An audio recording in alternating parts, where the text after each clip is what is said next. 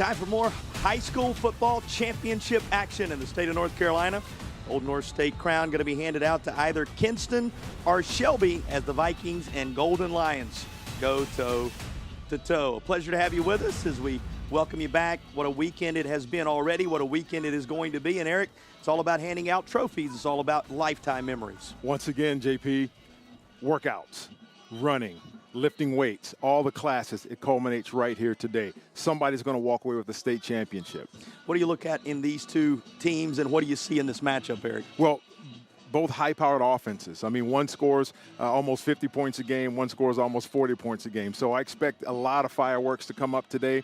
A lot of defense is going to be played. It's going to test that secondary, but I'm hoping for a fantastic game today, JP. Fireworks because we have explosive playmakers. Time to take a look at those we will be focusing on. Who are you keeping an eye on in this one? Well, first of all, we're going to look at Tyree Copper. He is a wide receiver, has 30 touchdowns for Kinston, JP. It's going to be hard to keep this young man under wraps today.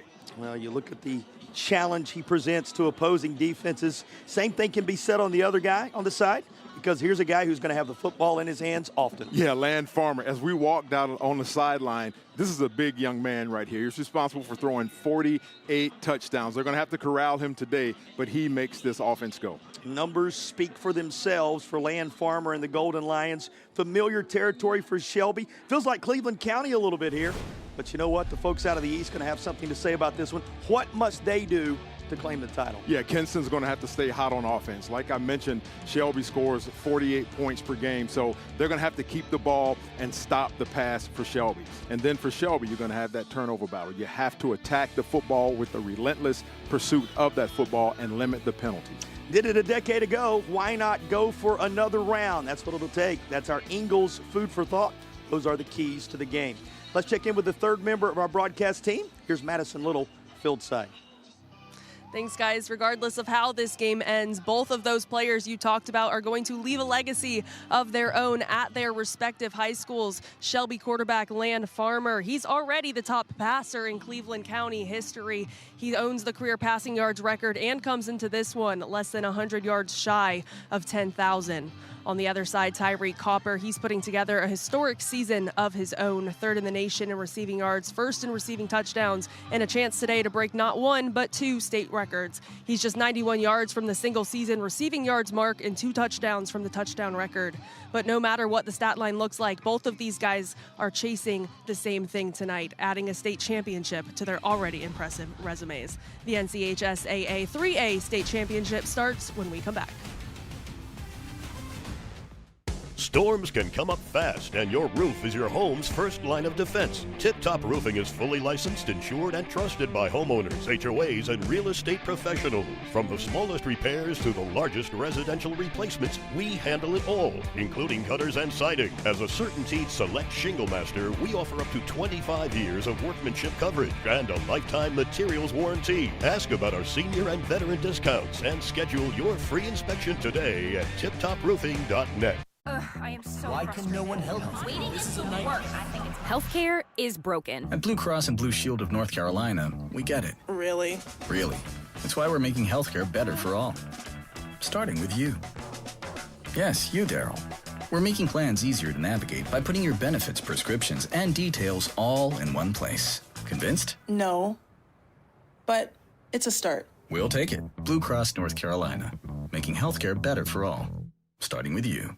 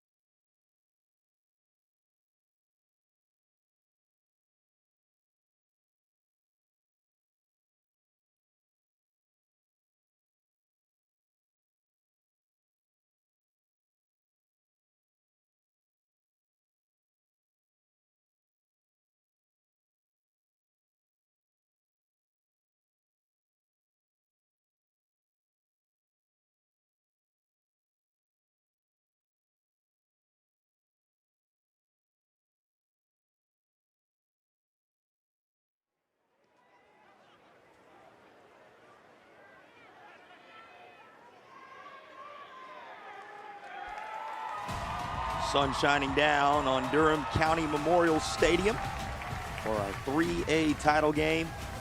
52 degrees going to be the temperature at time of kick as the Vikings and Golden Lions meet at midfield. Said it a little bit earlier, feels like Cleveland County here today, right? You got Shelby, you're going to have Crest here in a little bit. It's almost as if we're right down on the Carolina border, but a couple of teams out of the East that will have something to say about that. One thing we know, it's football state championship time in the Old North State, and you never know what you're going to see on an afternoon like this. You're absolutely correct, JP, and I'm going to tell you something. As I was looking down at the stands here, I see a bunch of sweatshirts that say, "We play football in December." That's what they do, and that's the expectation when you play for Shelby, the Golden Lions. And I'm going to tell you something. There's an anticipation in the atmosphere, JP, and it's exciting. It's electric. Thanks to all the administrators, the coaches, the teachers that had a hand in getting these young men on both of these sidelines to the state championship today. These two met 10 Decembers ago. It was in 2015. Shelby got the better of that one, 57-21. Yeah, and it's funny, you know, as coaches, you're kind of part psychologist, part parent, part teacher. I mean, you play a lot of roles. And coming out the banner for Kinston, it had "This Ain't 2015." So you know they've been thinking about this all week, JP. This is Shelby's 18th appearance, to Eric's point, 12-5 all time. The first time, however, in 4 years. So every senior, think on this, since 2013 has been in at least one state title game, but for this group of seniors, it's their first. And here we go, JP. It's about time for kickoff, and you know they're excited. One thing you have to do in these state championship games is kind of just control your emotions. The adrenaline's going to be flowing. You know, hopefully we won't get a lot of offsides and things like that initially, or false starts, but you have to control that. Coach Mike Wilbanks told us he's just happy to be a part of it. Here's a guy who's been at Shelby since 2006. 3 decades in the coaching ranks, and he's a guy who understands what it takes to get the job done. Yeah, he said it's a great joy to coach these guys, and you know, with the senior leadership that got them to this point, you know they're anticipating another state championship. And here on the other side, Coach Kieselman, also the AD, so he's handling multiple responsibilities this week. But what a job he has done bringing this team here in 2025. Yeah, he said they've been overcoming adversity all year, and they just have to stay the course and stay focused on the mission, which is bringing home a state championship. So it's the green and gold out of the Eastern Plains Conference against the gold and black out of the Southern Piedmont. We are now ready for our Original Grills kickoff. Elevate your grill game at Original Grills. They'll be the sponsor of all our kickoffs throughout the course of this one. As you can see, Vikings are going to experience the football first. We'll see their offense after this kick. There is the Original Grills kickoff that has the 3A title game underway. Return up across the 30 to the 34-yard line. And that is where the return man is upended. That, of course, was Poole on the return. A guy who you'll see at wide receiver. You'll see him at cornerback at times along the way. And now we turn our attention to the quarterback for this Kinston squad. And Eric, both these quarterbacks outstanding. You heard Madison tell you a little bit about some record-breaking moments on one side. Tyler Jones has numbers that are just as impressive on the other. That's right. I have written in my notes, video game-like numbers. This young man is thrown for over 4,000 yards and 54 touchdowns. It's going to be an exciting matchup. He's got Wiggins in the backfield. He's got a quartet of wide receivers, among whom Copper, who we showed you in the open, is the headliner. So there are all kinds of weapons for this Kinston squad. First play from scrimmage. It is Wiggins, and he'll be met by that Shelby D. Let's take a look at those surrounding cast members for Tyler Jones. Here's the offensive alignment for the crew out of the East. Yeah, so we highlighted Copper initially there, but he's throwing the ball also to Chambers, number 5. He's got 14 touchdowns, and McNeil, he's got 2 touchdowns. And, you know, these guys are filled with weapons on at every position, so it's going to be an exciting day. So who can strike first? Those are affordable dentures and implants starting lineups on the offensive side. Second down and around 9 after just a yard on the Wiggins carry. Now looking to throw for the first time. Set up a screen. Here are the skills of Copper on display with his first touch of the football. inside the 20, and he sets up a red zone opportunity with everything he does after the catch. You see why this young man is special, and they took advantage of Shelby's that relentless defense there, JP, as they baited him in with that screen. And as we're going to look at it here, just baited him in and let him come to him and let Copper do his thing. And you see this young man making all the cuts and the jukes, and he is off to the races. He gave you his numbers earlier, good for the second best season in the history of the state of North Carolina. Think about it, 91 yards away, as Madison told you. Got a pretty good chunk of them right there from setting the record, and also a couple of touchdowns away, and they're a little closer to touchdown territory as the first Air Experts heating and cooling red zone opportunity is in effect. And back to Wiggins, and Wiggins is chased out to the far side, and that's Jaden Williams, who would have none of it for the Golden Lions of Shelby. Here's a look at the entire defensive alignment for Shelby. Once again, our starting lineups brought to you by Affordable Dentures and Implants. Yes, we look at this defense. It's been a stingy defense all year, JP. 158 tackles for loss, 46.5 sacks, and 10 interceptions. And led by the cornerback there, Mr. Williams, who has 1 interception, and add now number 18 for his tackle. So they're going to have to pursue that football.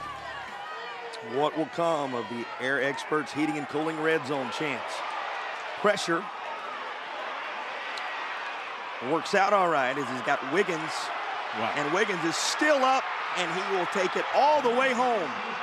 Will not be denied. Short of a Tatum and Atkinson touchdown. The work after the catch for Copper to get them down here. The work after the catch for Genesis Wiggins. It is the genesis of the offensive impact for the crew out of the East. You got to love it. Look at that young man. He is fired up, JP, and it's just a release valve. You know, nothing's downfield, and so he just hits that valve, and Wiggins does the rest. He makes 1 man miss, 2 men. Look at the balance on that young man, and he fights, says he would not be denied getting into that end zone. Well, Tatum and Atkinson are the heavy hitters. They're the sponsors of our touchdowns in this contest, but you just saw a duo of heavy hitters right there. In Copper and Wiggins, they combined to put the crew looking to avenge that game from a decade ago on the board first. The extra point is true. Our broadcast brought your way by Affordable Dentures and Implants will continue in a moment. First blood drawn on the opening touch of the football by the Vikings of Kinston.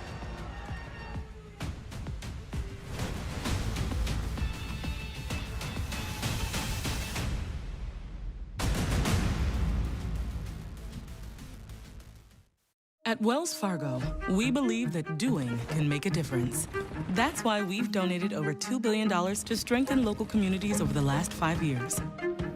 From over $745 million to help address housing access and affordability, to roughly $420 million to help small business owners through nonprofits, to over $55 million to support scholarships and programming for students. Because doing gets it done.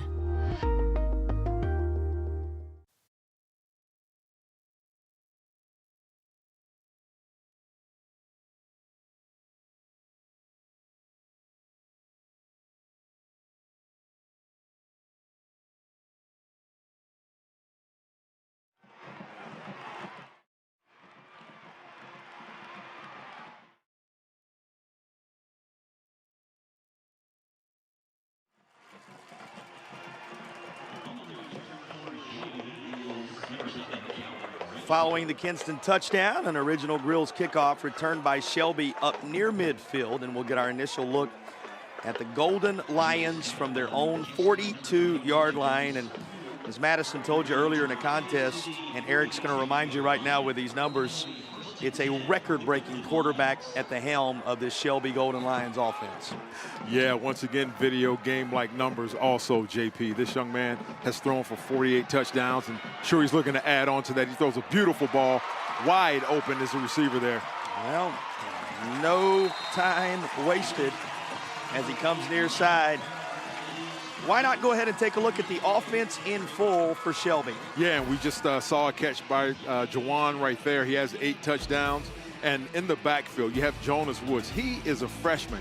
He averages 8 yards a carry, JP, with 8 rushing touchdowns. Kendrick Dewan, the first target, and now Shelby to keep it on the ground. Jonas Woods on cue will carry it near the 32. How important is his play today in your mind? Oh, it's huge, JP. He's going to have to establish that run because, you know, with all those passing touchdowns there by Farmer, he is going to have to get Jonas Woods going right there to draw those linebackers up, to open it up over the top. And we see Kinston's defense right there. They are a stingy defense as well. 15 interceptions, 11 sacks, and 95 tackles for loss. They're going to have to reclaim that line of scrimmage, JP. All our starters brought your way by Affordable Dentures and Implants, sponsors of your Affordable Dentures and Implants starting lineups. False start on the offense. Number 53, 5-yard penalty. Second. We get our initial penalty of the contest on the Shelby drive. Mark Hurt, in his 30th year of officiating high school football, is our head official in this one. There you see the head man on the Shelby side of things, Coach Wilbanks. What is he drawing up here? Looking for a deep shot, and he's got a man wide open for a quick strike TD.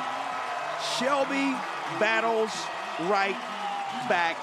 Just a tremendous answer for the Golden Lions, and a Tatum and Atkinson touchdown catch. They go to Corey right away, and boy, does it pay off. Yeah, they run that tight twins, and you know, just the seam route down the middle. It looks like when you're in zone, the seam is always going to be open. Great throw and catch.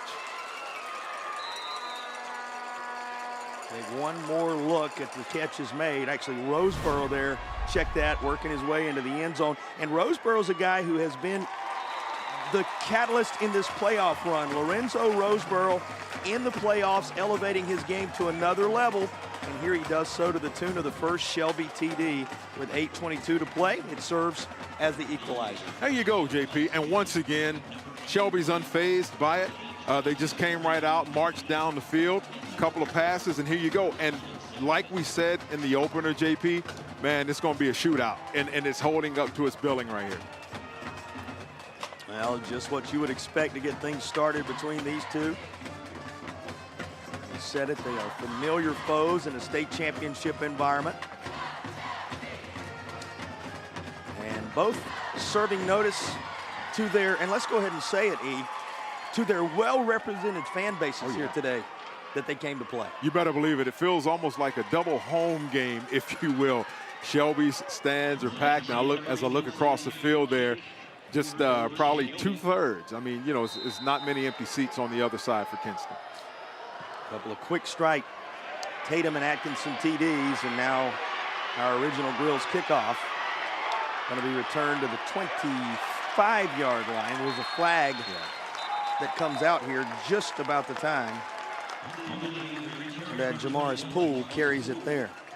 Yeah, it's going to be a holding call. Blocking the back. Number 13, number 6. What a luxury to have an official with 3 decades experience at the head of the crew in this one. Let's take a look at that scoring drive. Did not take long, just 3 plays needed. 3 plays, you know. Once again, Kinston said, you know, this ain't 2015. And Shelby saying, oh, no, yeah, it is. We're just going to replay. And once again, they're unfazed by that quick score by Kinston. Well, backed up inside the 10-yard line after the penalty. Kinston and Tyler Jones to work. Plenty of black jerseys there, and they snuff it out right away. Well, there is Jawan. You're going to call his name on offense. You're going to call his name on defense because they're going to leave him on the field. Yeah, there you go. It's just that relentless pursuit of the football. Watch how many golden hats are around that ball. Here they come, and that's another tackle for loss. I said in the onset, they have 158 tackles for loss. Make that 159, JP. Got to make sure you get all those in there. That's right. This one for a loss all the way back to the 4-yard line. Closing in on 7.5 remaining in the opening period. And a little bit of miscommunication here. It's incomplete. Yeah, and it looks like a timing pattern. You know, you're going to 1, 2, 3, stop, throw, and, you know, the receiver, they just weren't on the same page there. And that's, you know, as I look at it, JP, that's controlling those emotions, that adrenaline. You're in the state championship game. All you've been hearing all week and all season is we got to get this thing. This is not 2015. And so you may get a little bit of those jitters every now and then. Work them out early. Yeah, that's right. That's the challenge. Here comes 3rd down. A reminder, They need the 20-yard line to move the chains. From his own end zone. Set up underneath. And the Shelby Golden Lions are right there. Well played. That was well defensed. And just trying to draw him in again. If you remember on that scoring drive, that first scoring drive, they threw that little bubble screen or tunnel screen and got big yardage on it. But here, the Golden Lions defense, they were ready for it. And threw it out of his own end zone. He caught that in his own end zone, JP. Always makes you catch your breath just a little bit. I know the folks on the far side had to do just that. He's kicking this from his own end zone. Pretty good foot into it. And it'll take a nice hop up across the 40-yard line.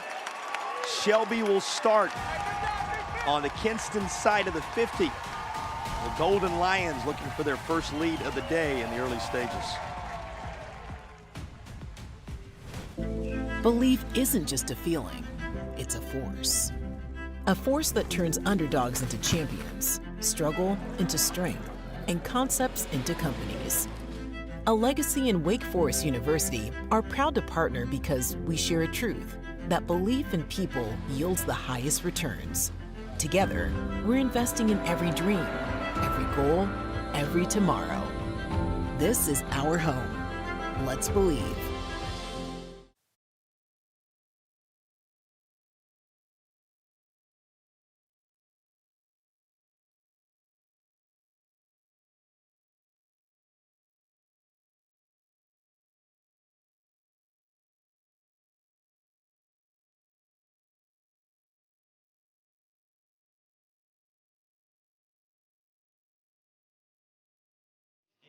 NCHSAA.org and the football championship page to access the program. It includes brackets, rosters. 7 apiece, but the Shelby defense standing tall moments ago.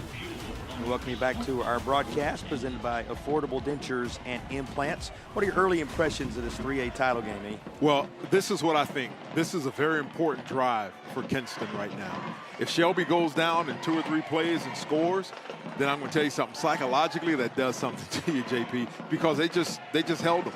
You know, 3 and out of them here. They got the ball in great field position, and this is a big drive right here, depending on how that defense is.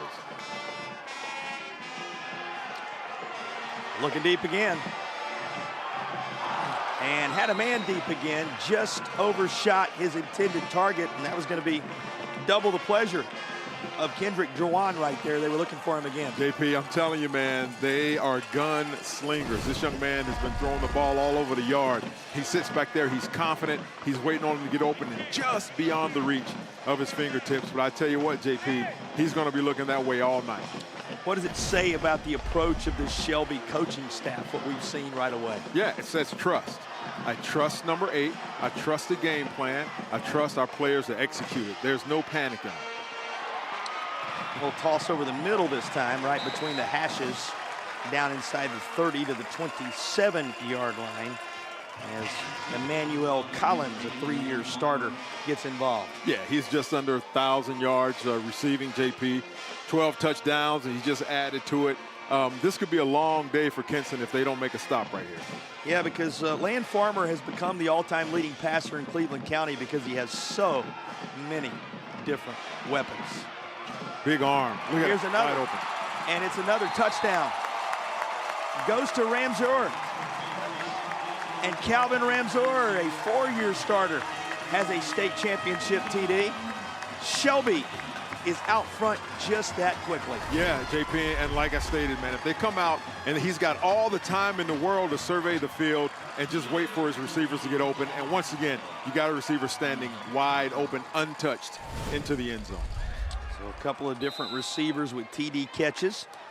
And this Tatum and Atkinson touchdown, making it 13-7. Looking for the extra point. The kicker, Matt Grenier. It is true. And with 6:25 to go in the first, Shelby has touched the football twice. You've seen the result. Yeah, they scored twice, JP. And, you know, I'm looking at the body language of some of the linemen out there for Shelby, and they were just like, yeah, this is exactly what we expected. Let's get our job done. Let's do it. Let's make it convincing. Well, you'll be reminded that First Source Rentals will provide our powering the game moment. First Source Rentals, rent it. Powering the game. They provide you the opportunity to see these state championships live as they happen all across the state of North Carolina. What a weekend it's been. 8 games across 3 days in 3 separate locations, but all staggered in such a way that you don't miss a single snap. Happy to have you with us as this Original Grills kickoff will provide Kinston a chance to respond, and they'll do so from the 33. Well, tale of 2 drives for Kinston to this point. The first one on which they got a major impact from their playmaker, made it look easy in taking the early lead. The last time around, Shelby's defense tightened up. Yeah, they're going to have to get something established, get a rhythm going. You know, if Shelby touches, every time they touch the ball, they score, like the keys to the game said, they're going to need to stay hot on offense and take their time, establish the run, get them in a good situation to where they can capitalize on it. And it's incomplete down the far side with 6:15 to play.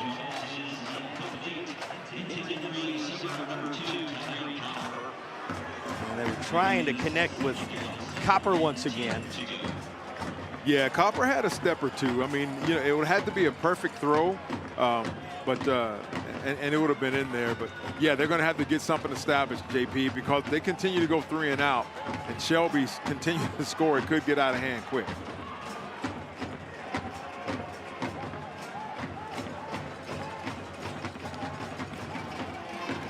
Second down. Little toss far side, and it's going to be up to the 35.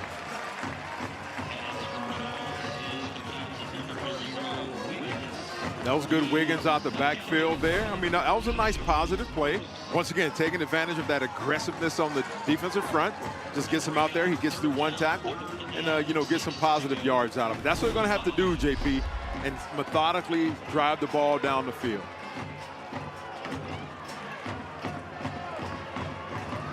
And 3rd down coming.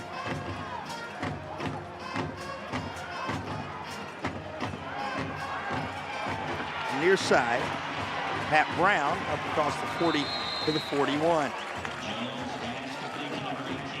Well, that'll put him near the marker. Decision time. Oh, you got to go for it. I mean, if I'm thinking, you know, it's no doubt. Coach Gieselman, he's got to get this. He's got to keep that football out of the hands of Shelby. Get these methodical drives if necessary. Stick in the end zone, play some sound defense, and try and do it again.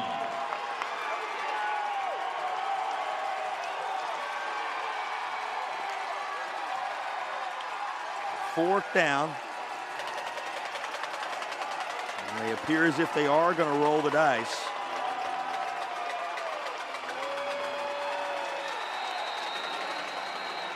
And whistles before the play.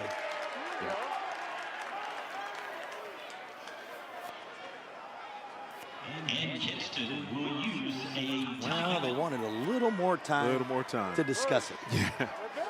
Yeah, if I'm Coach Gieselman, I'm getting my best 2-yard play right now, and we're going to run it. And you have to set the tone, JP. I feel, you know, just so they can gain some confidence on offense. You've got to get this first down right here. Well, take us inside the huddle, Harry. Yeah, if I'm Coach Gieselman, I'm like, hey, fellas, this is what we're going to do. I may line up even in a heavy set. I'm not sure, you know, come out of that spread. All you got is to get it 1 yard. I'm going to get on the center and call it the Kinston tush push, whatever you want to call it. We're going to get that 1 yard. And I'm going to challenge my team, my linemen up front. Fellas, 1 yard. This right here can set the tone, can reestablish the tone of the game like they had on that opening drive. Score, keep this thing going.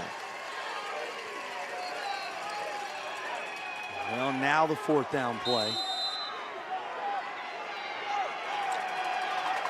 Has the feeling of an important moment with the way Shelby is clicking offensively early. Oh, wow. He almost figured it would be in his hands, but the Golden Lions were waiting.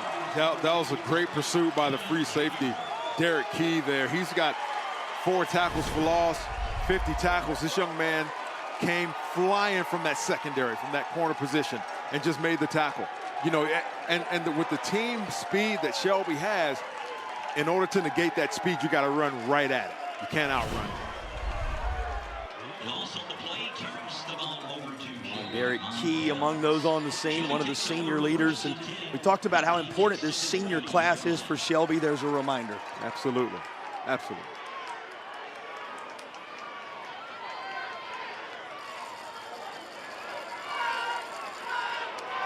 Quick cut. Seam route. It is him, and it is just out of his reach. Boy, designed beautifully, and it was all set up for an Emmanuel Collins touchdown just through his fingertip. Yeah, and they went empty set, you know, and so you know beyond a shadow of a doubt is going to be a pass. And it looks like Kinston was in like a 2-deep shell, and he just ran vertical right down the middle of the field, and Farmer just overthrew him. But you can best believe, JP, they're going to come back to it. Shelby pulling out all the stops in this first quarter. Dancing through some traffic on the right hash. Jonas Woods reminding you what a key part of this offense he is. You know, he sets up so much of what this vast array of wide receivers can present. Absolutely, because what you have to do, if you establish the run game, you know, if you only have 4 or 5 guys in the box, you're going to run the ball. As soon as they bring one man down in the box to try and stop, but given 6 in the box, then you're going to go over top. And so that running game is vitally important. A 3rd down for Shelby. Yep, looks like they're in cover 1. Well, calling his own number. Yep. Maybe about a couple of yards shy. As Land Farmer can from time to time tuck it when he needs to. Yeah, oh yeah, he's proven that, JP. This young man has rushed for 13 touchdowns. And so, yeah, when there's nothing there, just tuck it and run. Get what you can. Just a yard or so away from that 1st down mark.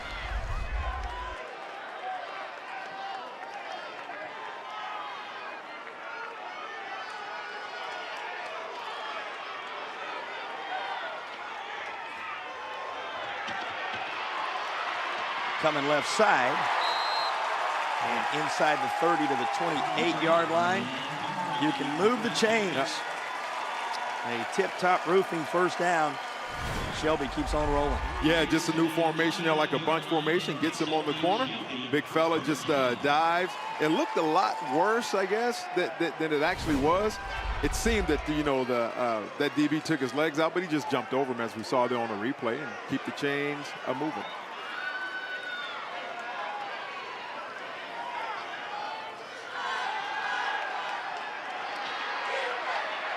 Looking far side. Yep. Incomplete. Yep. His intended target there was Kendrick Raper. We're told that is who jersey number 0 is now. That the Shelby roster we were given has Kendrick Jawan. We're told Kendrick Raper in jersey number 0. So that noted as we move forward here, as it is in conflict with the roster we were given, but we certainly want to make sure we pass the right info along. State championship moments, and you want to always get them right, right? That's exactly right, because these are memories you will keep for a lifetime. And we appreciate all those out there working hard to make sure we have the proper info. Right on cue, it's in his hands again, and inside the 25 to the 24-yard line. He's going to now make this potential push for a 1st down manageable. Yeah, and it's a critical down once again for Kinston, and getting the stop here and forcing either a field goal or a turnover on downs. But you can be rest assured Shelby has a play that can get them 4 yards and maybe in the end zone. But we'll see here, JP. Here's another of those 3rd downs. All kind of options. And just slinging this, that was nearly picked off, and that might have gone for a while had it ended up in the grasp of the defender. Good coverage by Justin Gooding to at least disrupt it. Yeah, great read, and there's Farmer, you know, just really trying to bide his time. Like I said, we walked to him, near him on the sideline, and this kid is bigger than 6'3", I can tell you that. I'm 6'3", and I was looking up at him, JP, but, you know, just almost a timely turnover for Kinston there. Another fourth. Pressure. Oh, wow. But he gets it into the hands of his playmaker. Striving for the end zone. They're going to say he's down at the 1. Nearly another TD. Oh, As wow. Kendrick Raper was right there again, but he comes up just shy, though he does convert. Remember, this was a 4th down scenario now, so the conversion is as critical as anything right here. Yeah, look at Farmer. He's just sitting back there, a little bit mobile. Look at this big fella. He's like a Ben Roethlisberger or something. People draped off of him, and he's still able to make the throw. And just, let's see here, we don't have the benefit of replay. Oh, yeah, we don't have the benefit. His knee did hit down, it looks like, JP, but not sure where the ball was. But in North Carolina high school football, there is no replay. So it'll be down at the 2-yard line there. It'll be played as called. And they're set up after the Tip Top Roofing first down with the Air Experts Heating and Cooling red zone chance. Right on the doorstep of what would be an extension of that advantage. And by the way, while we've got a chance, let's tell you a little bit about Tip Top Roofing after that key first down conversion. Tip Top Roofing, well, 4 key values: faith, family, football. You're with them so far, right? And roofing. They take care of the things that matter most. We thank our friends at Tip Top Roofing for sponsoring the first downs in this initial quarter. 2:19 to go in the opening period. Shelby on the verge. It's 1st and goal as the Air Experts Heating and Cooling red zone opportunity is in effect.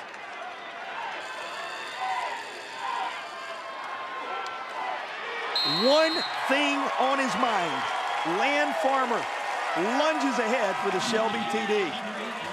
Yep, adds to that total once again. That was a great effort by Raper on that last play to try and get in there. But yeah, we hear Land Farmer. He's rushed for 13 touchdowns, make it now 14.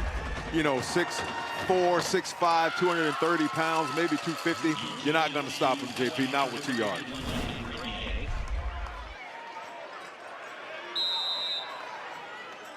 And now the kicker, he has been for the last couple of seasons. Lines up another extra point, and before Grenier can put his foot into it, we've got a flag. On the defense, number 7.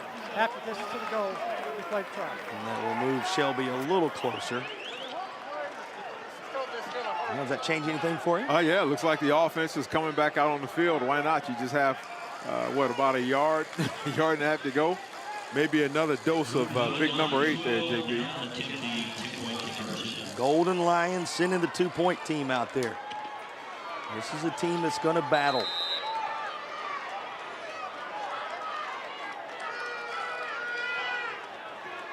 Worked for the TD. Why not round 2? Conversion is good. 22-7, Shelby Golden Lions. There you go. They're doing what they do, JP. Once again, just getting that bunch set, almost like a wing tee set, and he just picks his hole. The most prolific passer in Cleveland County history, Land Farmer. And that's saying something when you think about the schools that are from that county playing in a state championship environment this weekend. Does it with the wheels on this drive. Caps it with a touchdown run. Adds to it a 2-point conversion. Here's the 9-play drive that took them 40 yards. And Shelby looking as if they have designs on trying to pull away here. It seems so, JP. And, you know, a splash play is going to have to happen for Kinston. Maybe on, you know, a blocked field goal or extra point, or maybe even taking one of these to the house. But they're going to have to do something to get the momentum back on their side. The original Grills kickoff goes out of bounds, and it's going to be good field position for Kinston. So there's the start of the spark you need right there.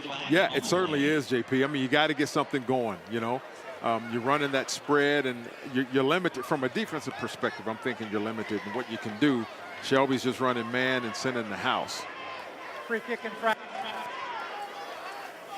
Kinston. Well, if it's any consolation, a lot of teams have been limited from a defensive perspective along the way. They scored 70 on one occasion. They scored 90 on one occasion this year, these Shelby Golden Lions. Yeah, they know how to put points on the board, JP, and they're only giving up 19 points a game, giving a point differential of about 28 points. That was a 90-0 victory over Highland Tech. And Eric, it came after they lost their first two games to Kings Mountain and Crest. You think they were happy about the 0-2 start? Not at all. You can be rest assured they came into that game a little bit angry, JP. Showed it in week 3 after falling to their two rivals, the Crest team that'll play a little bit later here tonight, 31-24, and Kings Mountain 30-14. But it has been downhill ever since for this Shelby squad in terms of scoring. The return of the original Grills kickoff to just across the 20-yard line, and now Kinston to take over.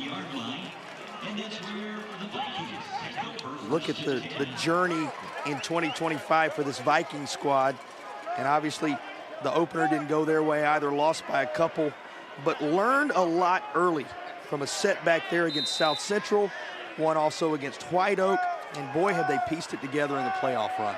Yeah, and the coach said they just stayed the course. They stayed the course together. They didn't panic. They leaned on each other in that senior leadership. Learned they can play with anybody. Trying to do that with one of the standards in the state here today, and that Shelby defense right where it needed to be. Quickly on the scene is No Dame. Take a look at the 3-year starter. Yeah, there you go. Just following the flow, shooting the gap when he sees an opening. You know, he has 99 tackles, make it 100 now, 26 tackles for loss, but 15 sacks, JP, so they get after the football. Give credit to Noah Gartner, who also was right there among the first on the scene. A couple of the key contributors for Shelby. Second down from behind the sticks, and that's incomplete. Well, a flag comes in at the very end of this. And that's going to provide a lift for Kinston, it would seem. Yeah, DB may have gotten a little handsy. Pass interference. Defense, number 15. 15-yard penalty. That'll help. You know, you do not expect this team to go away. Right. You get one more look at the interference call right here. Yeah, he's got good. Yeah, got there just a little bit early, and you know, and that's what Coach Will Banks was saying. One of the keys to the game is just limit those penalty yards, and we see here, you know, just got there a little bit quick, about a half second too soon. Kieran Thurman, he's a tremendous player on the defensive side. A couple of years into his time as a Golden Lion. Just, as you said, a little early getting there. Just going to say, you don't expect Kinston to go anywhere. This crew out of Eastern Plains knocked off the 1 seed. Oh, my. So they're going to keep coming at you. But this Shelby defense does nothing but come at you. Speaking of Gartner, there he is again. Oh, my goodness. JP, when we see this replay, he just, I mean, he almost took his head off, it seems like. I mean, just, you know, just relentlessly pursuing the football and attacking it. And, he, you know, he comes down the line of scrimmage and he gets there before the block can even get to him, JP. Fantastic play. Madison will tell us a little more about the guy wearing jersey number 10 for the Black Crew. Well, guys, that's exactly what this coaching staff likes about him. Said he's able to get to the quarterback when they need it most in this playoff runs, and they're going to need another big one from him. Well, it looks like a big play here when Kinston needed it most. You know, Eric, we just finished talking about how you don't expect the Vikings to go away. They took down the top seed in the tournament in James Keenan 30-7 in order to get here. They are in no way intimidated by the Golden Lions, as evidenced by this Tatum and Atkinson TD touch. That's right, and Shelby's just running, man, they're running man-to-man and sending the house, and mama, there goes that man, number 2, and Copper, making it 31 touchdowns. This young man here is ready for the next level. Now remember, he came in chasing 91 yards. He has well handled that piece of business, has eclipsed it, and by virtue of just a couple of key catches at great distance. He now has a touchdown to go with it, is one away in that department from a record-setting day. Also, what a tremendous day it has been already for the guy who came in as the highlight performer, the put your finger on where he is at all times guy. You can see why Tyreek Copper has led this team to an impressive tournament run. Yeah, and he's not panicking, JP. He says, hey, give me the ball, coach. Put the ball in his hands and watch the magic happen. As we mentioned, the 119 yards he has already reeled up, more than the 91 he needed to become the all-time receiving yard single-season performer in North Carolina history. Congratulations, young man. I'm sure we're going to be watching him play on Saturday afternoons sometime real soon. He's a touchdown away from that mark as well. You would expect with a lot of football left here. Had a good chance of getting there. Perhaps more important than the individual accolades, Eric. In fact, more important than the individual accolades.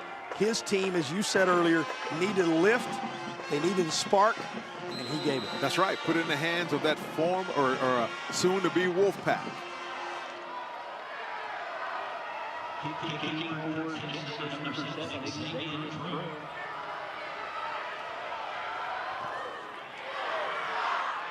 Well, historically, as we get the original Grills kickoff, these games played in that venue. Would have been a little preview along the way. Obviously, some scheduling challenges. And one thing you can say about this environment today is the intimate nature of this facility here at Durham County Memorial Stadium really highlights these two fan bases and the way they've shown up to fill the seats. Sure does. It feels like a home game. Kinston makes a play, and you hear the shouts and the roars, and you feel that rumble. And likewise with Shelby. And I'm going to tell you something. Right now it's pivotal. Momentum seems to have shifted a little bit, JP. And then when you're dealing with high school football, the big Mo is very important. He'll change sidelines from time to time. It certainly does. Got to keep an eye on where he's located. Got to keep an eye on where this guy's located. Farmer rolls out near side. He makes a man miss and knows exactly where the sticks are. You can move the chains. That is a tip-top roofing first down, perhaps the final tip-top roofing first down of the quarter. What do you do with this young fella? Look here. I mean, he's sitting back there perusing the scene. That's one missed tackle, two missed tackles. Eyes still downfield, three missed tackles. He says, you know what? I'll just tuck it and run it. Almost like a Patrick Mahomes-ish look right there. It's a great comparison. Don't you love it when the key contributors and the headliners coming in show up in a state championship environment? We've already seen that on both sides here today. Certainly have, JP. And I'm going to tell you something, man. We call it at the beginning, at the onset. This is going to be, man, fireworks going off, man. Two high-powered offenses going at it. And that'll bring us to the end of the first quarter. If it's any indication of what we're going to see here, you don't want to go anywhere. 3-8 title game, a good one after one.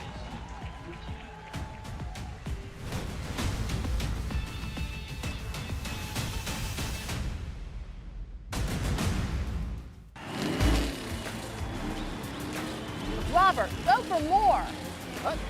Hey! Hurt in a car wreck? Don't go up against the insurance company alone. Let the heavy hitters do it for you. Call 800-LAW-0804, and we'll go after all the money they should be paying you. Stay out of the courtroom and get into the end zone. Call the heavy hitters. We're attorneys Tatum and Atkinson. Call the heavy hitters. They'll work to get you more. 1-800-LAW-0804. Have you been quoted for trench drain system to fix water intrusion? Before you compromise your foundation, talk to Foundation Solutions. We provide a more efficient, more cost-effective way to keep your basement dry. With 30 years of experience in Western North Carolina, we bring guaranteed work, financing options, and real peace of mind. Visit foundationswnc.com or call 828-768-2208.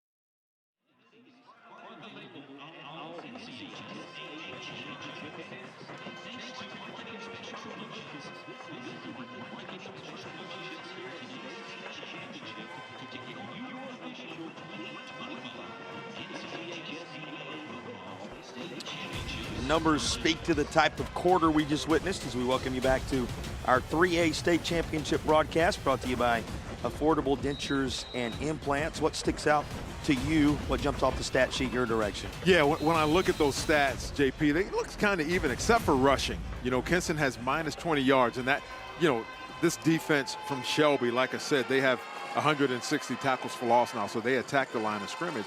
Time of possession is key. Shelby's almost half there. Land Farmer throws a nice, crisp football to one of his playmakers, and Ramjur is working his way inside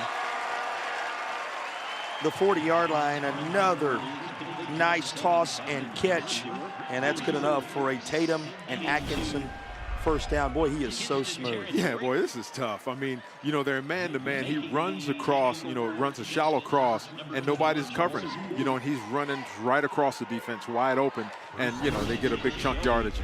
You know, perhaps the most surprising part of this day is when you look at the Shelby QB. He just got to get out of the way here, try to make some room for Woods. There's going to be little on this. Great defensive push from the Vikings there. But he ran for a first down a moment ago, did Land Farmer. You've seen what he can do in the passing game already. Perhaps the most surprising part of the day is here's a guy not solidly headed anywhere just yet. He's just beginning to receive some Division II offers. That's somewhat shocking when you're talking about the most prolific passer in the history of Cleveland County, one of the impact counties in North Carolina. Yeah, it doesn't make any sense to me either, JP, when I think about it. Just looking around the state and all the colleges or universities we have here, and this fella throws a beautiful ball. Look at that. Well, for another touchdown.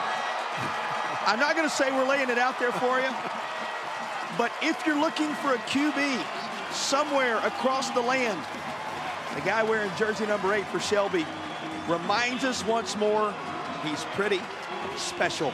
And that is Roseboro again, with whom he makes the connection this go round for the Tatum and Atkinson TD. And this stands as one of our play of the game nominees. Yeah, just look how comfortable he is. I mean, great catch by Roseboro there. You know, this young man goes up, he high points the ball, controls it, comes down. Even though it bobbled a little bit, he just walks right into the end zone. Great throw and catch.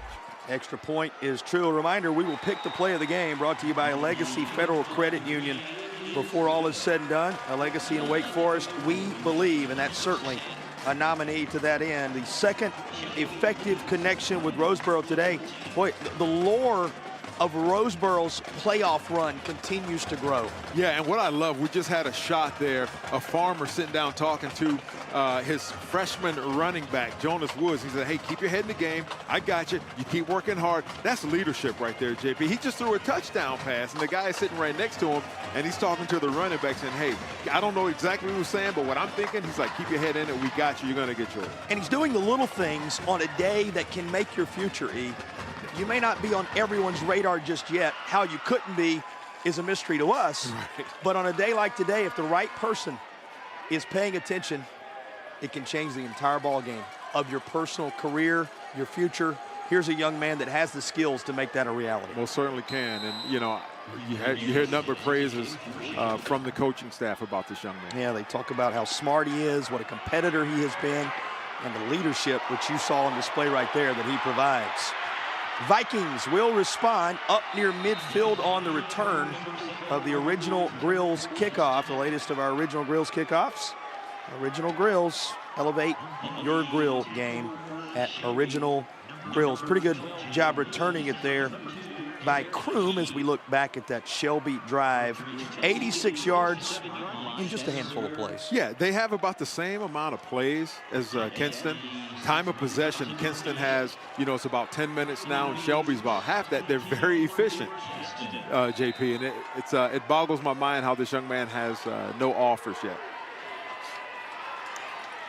Just beginning to see, as we said, some of the Division II type offers trickle in.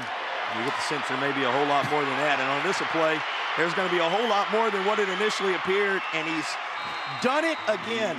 Another record-setting moment for Tyreek Copper.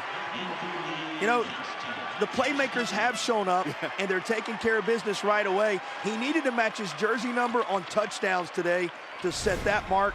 Mission accomplished. Yeah, but once again, it's another screen. They let him come through. Shelby knows what's going on, but there's the difference. D1, he's going to NC State. They're getting a good one. He's looking around and seeing, hey, is there anybody with me? And he steps across the goal line untouched. You know, might be best when it all shakes out. Though it's an unusual situation for football until you get to the championship environment at the high school level, that they're playing on a Saturday, because you're seeing a lot of guys in this one who are no doubt going to make their marks on Saturdays in the days ahead. He'll be doing it in state, and he just pulled his Vikings ever closer.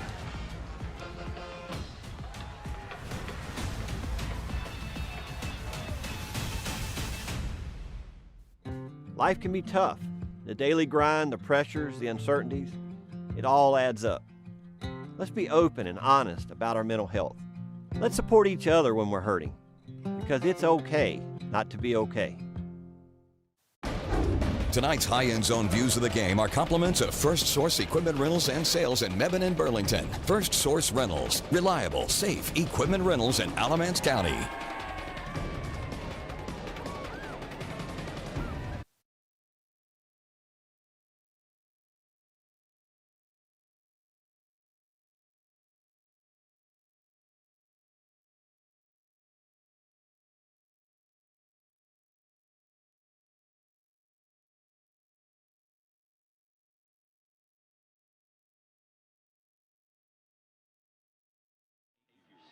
You can win a $1,000 scholarship. Scan the QR code on the video to sign up today. Going to be a challenge to queue up all the highlights for the Foundation Solutions halftime report. You'll see the highlights as well as stats. We'll have an interview with Commissioner Q. Tucker of the North Carolina High School Athletic Association. All that and more coming your way as a part of the Foundation Solutions halftime report. These two teams sitting about one full possession separation after a back and forth through the first quarter plus of action. It's been a highly entertaining 3A title game thus far, and if you like playmakers, this one features many. I love, got to point this out right here, JP. Look how he has the ball on the tee. I almost saw when the first time I saw that it was going to be an onside, but it seems that's how he kicks.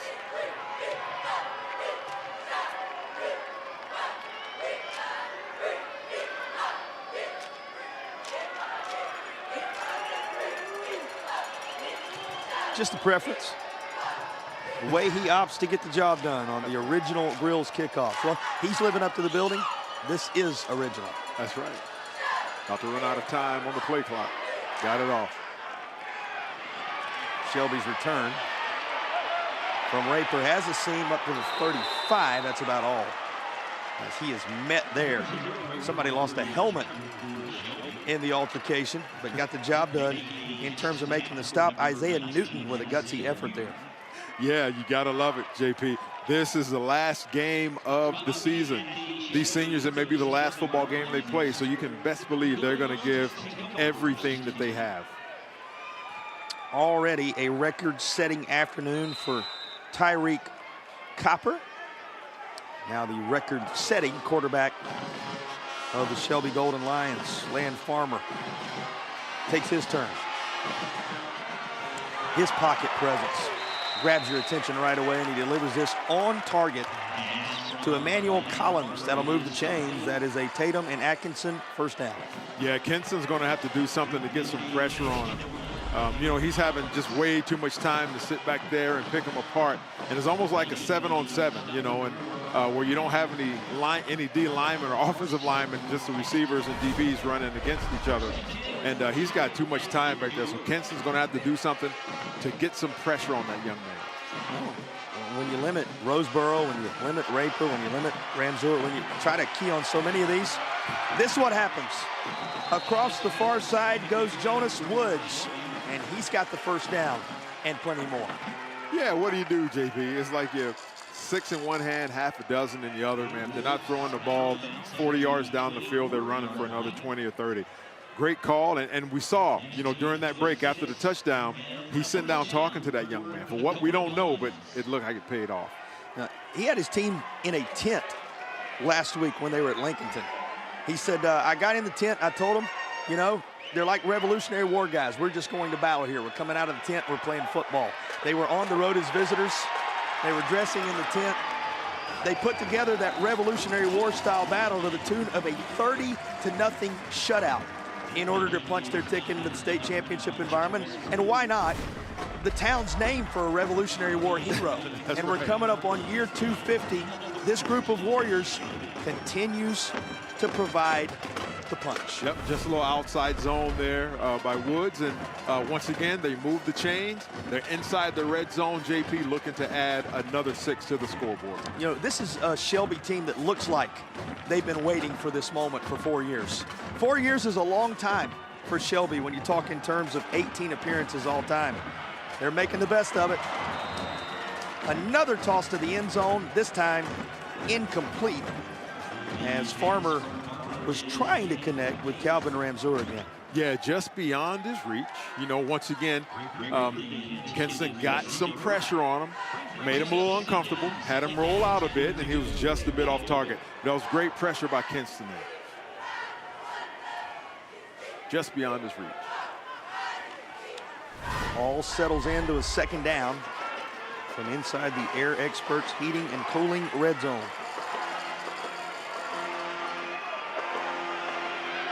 He's been good on this drive. Yep.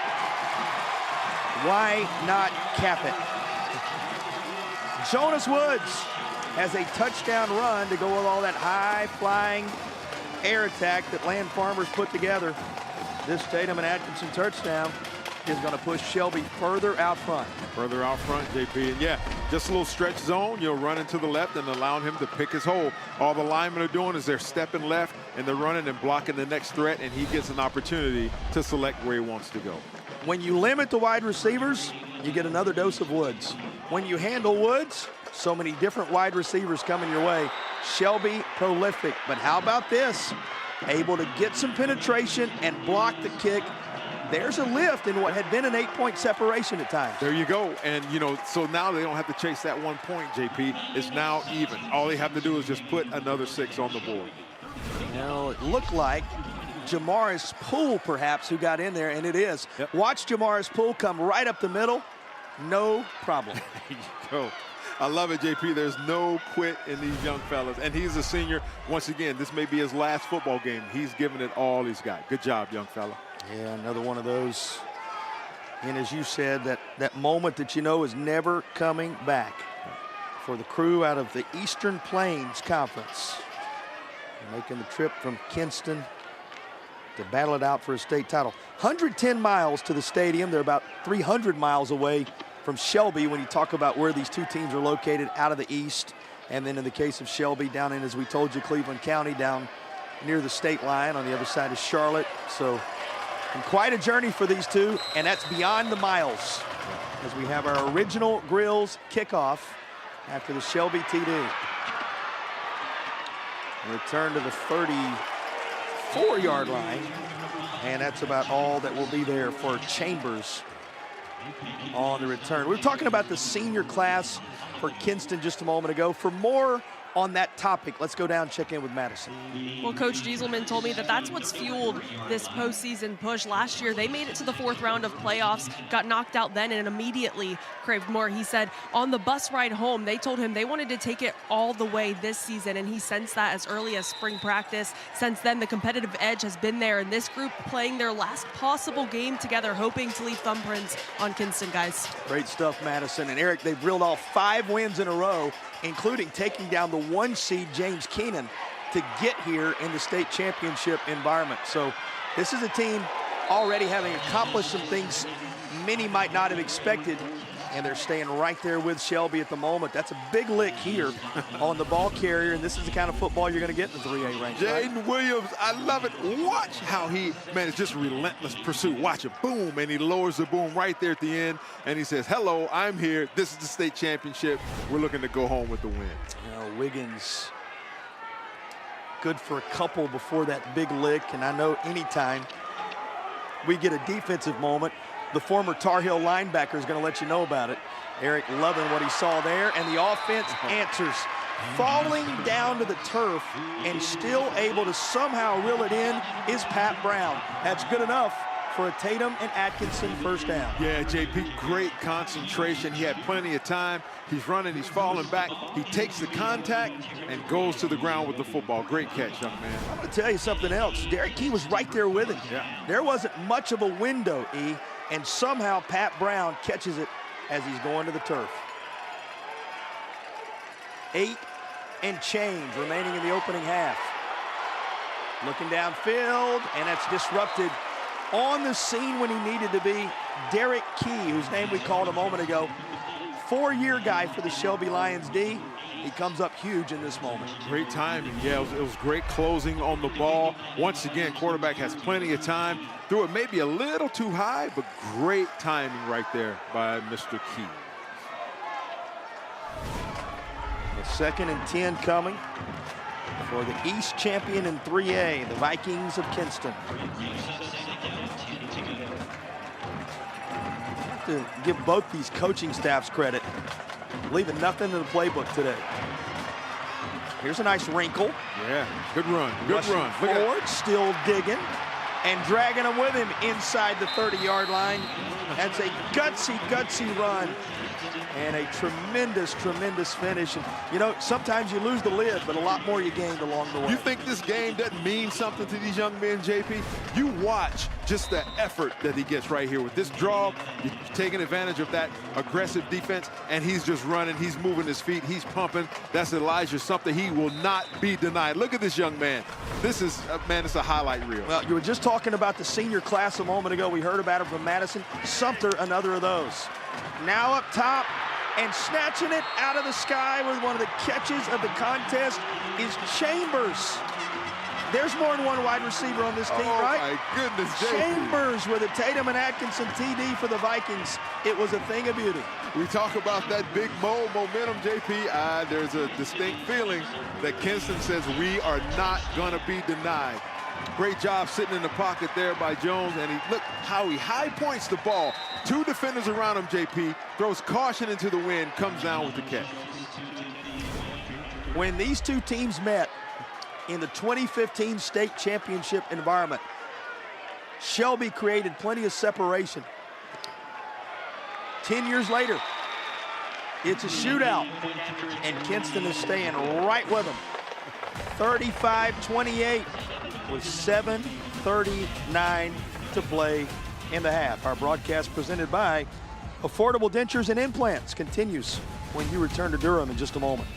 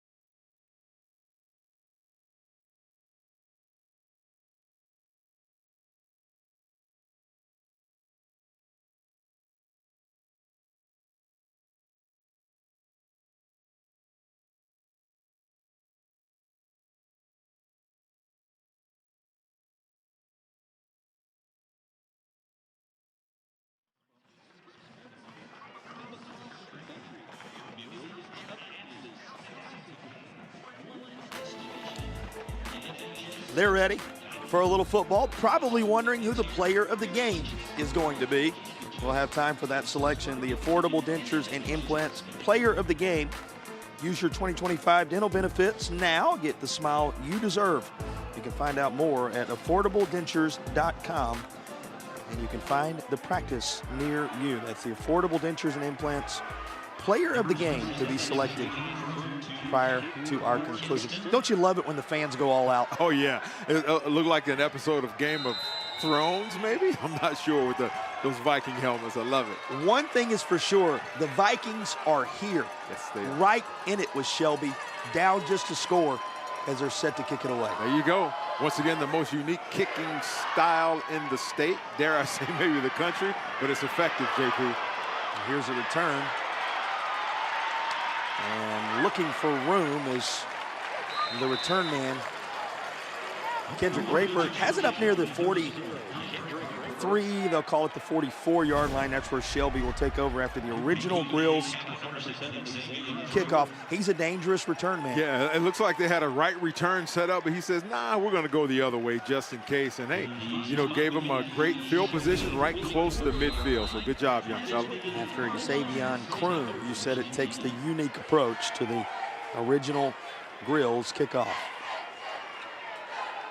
Well, kind of has the feel of your turn. That's right. Just kind of back and forth between these two. What will Shelby do to try and one-up Kinston now? Oh, wow. Deep shot. That mission accomplished. Wow. Emmanuel Collins, nobody in the neighborhood with 7:22 to play in the half. You know what it looked like, JP, because looks like they had Copper on him. We see Copper there in the middle of the screen. He had him, but he's peeping in the backfield. Looked like he just ran right by him, untouched into the end zone, JP. With this Tatum and Atkinson touchdown here, you're reminded we've had as many plays in this one first half as sometimes fill up an entire championship weekend. Right. Remarkable what these playmakers have put together, and that's just the latest of the touchdown tosses by the best to ever do it in Cleveland County in terms of numbers, Land Farmer. Extra point, true. As Grenier puts it up and through. There are 7 minutes, 22 seconds on the scoreboard in what has been a wild first half, and with 7:22 to go, Shelby doing everything they can to keep the Vikings at arm's length. Yeah, and the Vikings, man, they have to come out and take another strike, JP. We just had a fantastic catch by Brennan Chambers, the 6'5" senior, that he high-pointed the ball, went up over 2 defenders and made the catch. It's going to take that sort of effort all game, it seems, JP, in order for Kinston to stay close. One thing we know about Kinston, they're not going to be held to that lower point total they had the last time these two teams met. They have already eclipsed the 21 points they scored in that previous championship environment. By the way, as Kinston is set to get the football back with the upcoming original Grills kickoff, worth noting this is a 4th appearance all-time for Kinston. They took on a group you're familiar with back in the 50s. Hendersonville, a 12-7 victory for Kinston in 1955. They fell to West Stokes in 2011, fell to Shelby in 2015. Those were the 3 prior appearances, and it gets a little bit testy this 4th trip to the state championship environment for the Vikings on the kickoff. There was a flag that came down, and credit our officials not only for handling that piece of business, but they also separated everybody really quickly. Yeah, it's just, you know, they're still kids, young men. Excited, got emotional. Now, you got to get the Hendersonville connection on the broadcast, right? And you don't date back to 1955. Not quite. But you do know what that community and football, and having coached there, having played there, having built your life there, an important place I know dear to your heart. And that's the moment for this Kinston squad when they went head-to-head with Hendersonville in 1955, the last time they hoisted a state championship trophy. So these Vikings incredibly hungry, Eric. Yeah, and I tell you, they're hungry in Hendersonville as well. Absolutely. 5-yard penalty, free kick. But yeah, it's you know, hats off to them. You know, they battled hard to get here, and you know, they're in a shootout right now, 28-42, and they have to put it in the end zone right here. But with 7 minutes to go to halftime, JP, it seems like we played 3 games already. And we are just midway in the second period. And that one's going to go out of bounds. That means another flag will be necessitated.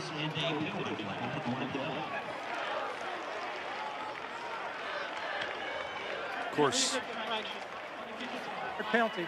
If you're wondering the reference we made, the pride of Hendersonville right here by my side, the former North Carolina Tar Heel, outstanding defender for Mac Brown in his first stint there here in the Tar Heel State.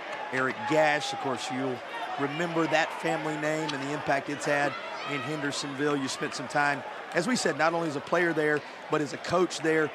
You played in some state championship environments on the basketball side. You understand these moments very well. Put into terms what it means for these young athletes when they can rise to the occasion the way we're seeing these playmakers do today. Yeah, they're making memories for the rest of their lives, JP. And, you know, the older you are, the bigger the story, the better you were, right? And, yeah, they're going to remember every play, every single second, the meal, the bus ride. And there's the young man, Chambers. My goodness, JP. You do not have to embellish this moment. Chambers, who made the catch a moment ago, has to turn the kick for a touchdown here.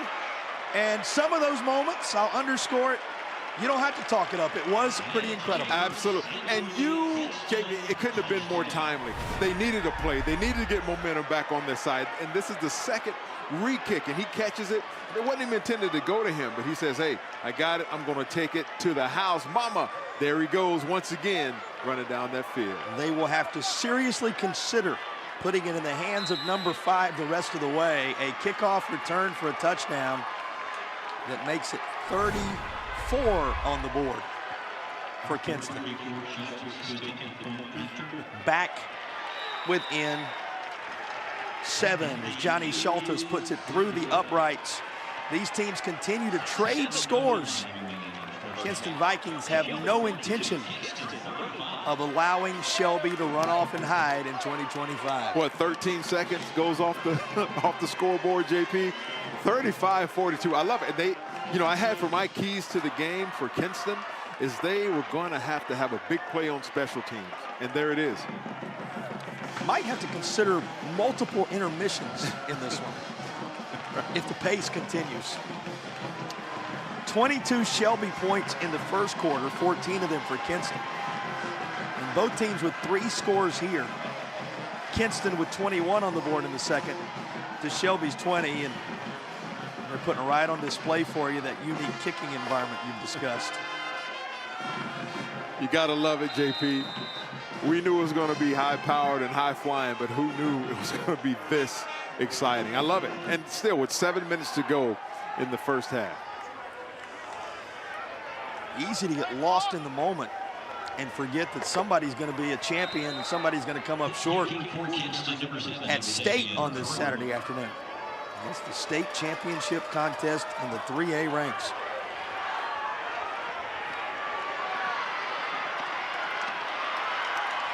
Well, pretty good return on the Shelby side up near the 40-yard line for Kendrick Raper on the return. I've said it before, probably won't be the last time we communicate it this way today. Shelby's turn. Yeah. You know, big-time moments require big-time players to step up, and we're seeing it on both sides of the football, JP. You know, both sidelines, I should say. Both teams, their players are stepping up just when they need it. You know, and asking Coach Mike Wilbanks what made this edition of the Golden Lions different.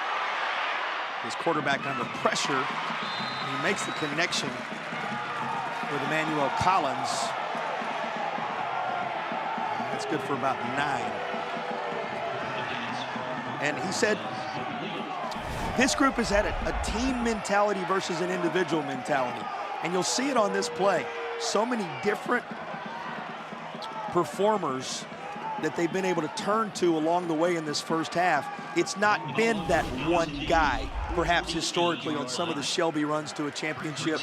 Everybody doing their part, every piece of the puzzle contributing. Yeah, and you know, I'd be remiss if I didn't mention the big fellas up front. That O-line is doing a fantastic job in giving him time. They give him time again here. Bodies get tangled, and here comes the flag. Yeah, that was pretty good coverage. Unfortunately, yeah, feet got tangled up a little bit. Forced a receiver to the ground in Roseboro there. It's unfortunate. Tried to get it to Roseboro right away. Pass interference on the defense, number 4. 15-yard penalty, first down. So after they march off 15, Shelby marches into Kinston territory. Yeah, just playing the football and got tangled up, JP. Like I said, that's unfortunate. That was really good coverage. Yep, just got tangled the lower part of the body there. He was actually playing the football, you know. Sometimes you do all you can, it just doesn't work out. That's the case for the defense this time around. Woods. He gets about half of what's needed on first down. Yeah, I mean, that was, you know, it was a good play by the offense, but I look at the defense as well. That was really good pursuit. Yeah, they gave up about 5 yards on it, but watch the white hats as they're pursuing the football down the line of scrimmage, you know, and they're getting there. 1, 2, 3, you know, they have the gang tackle. But I love the zone blocking that O-line, JP. I mean, he's got his holes to pick from, so good job from Woods there. So much fun and gun in the last several moments. You forget how impactful Jonas Woods can be. Yeah, he averages about 8 yards a carry. So, and he's a freshman, JP. Let's not forget that. A lot of football left in his Shelby career. Well designed and well executed. That's Ramser again. He's down inside the 15. Sets up an Air Experts heating and cooling red zone chance. And it looks like Kinston may have been playing man-to-man there, and you sneak that little wing across, that shallow cross in there, and they just can't keep up with them. Good execution.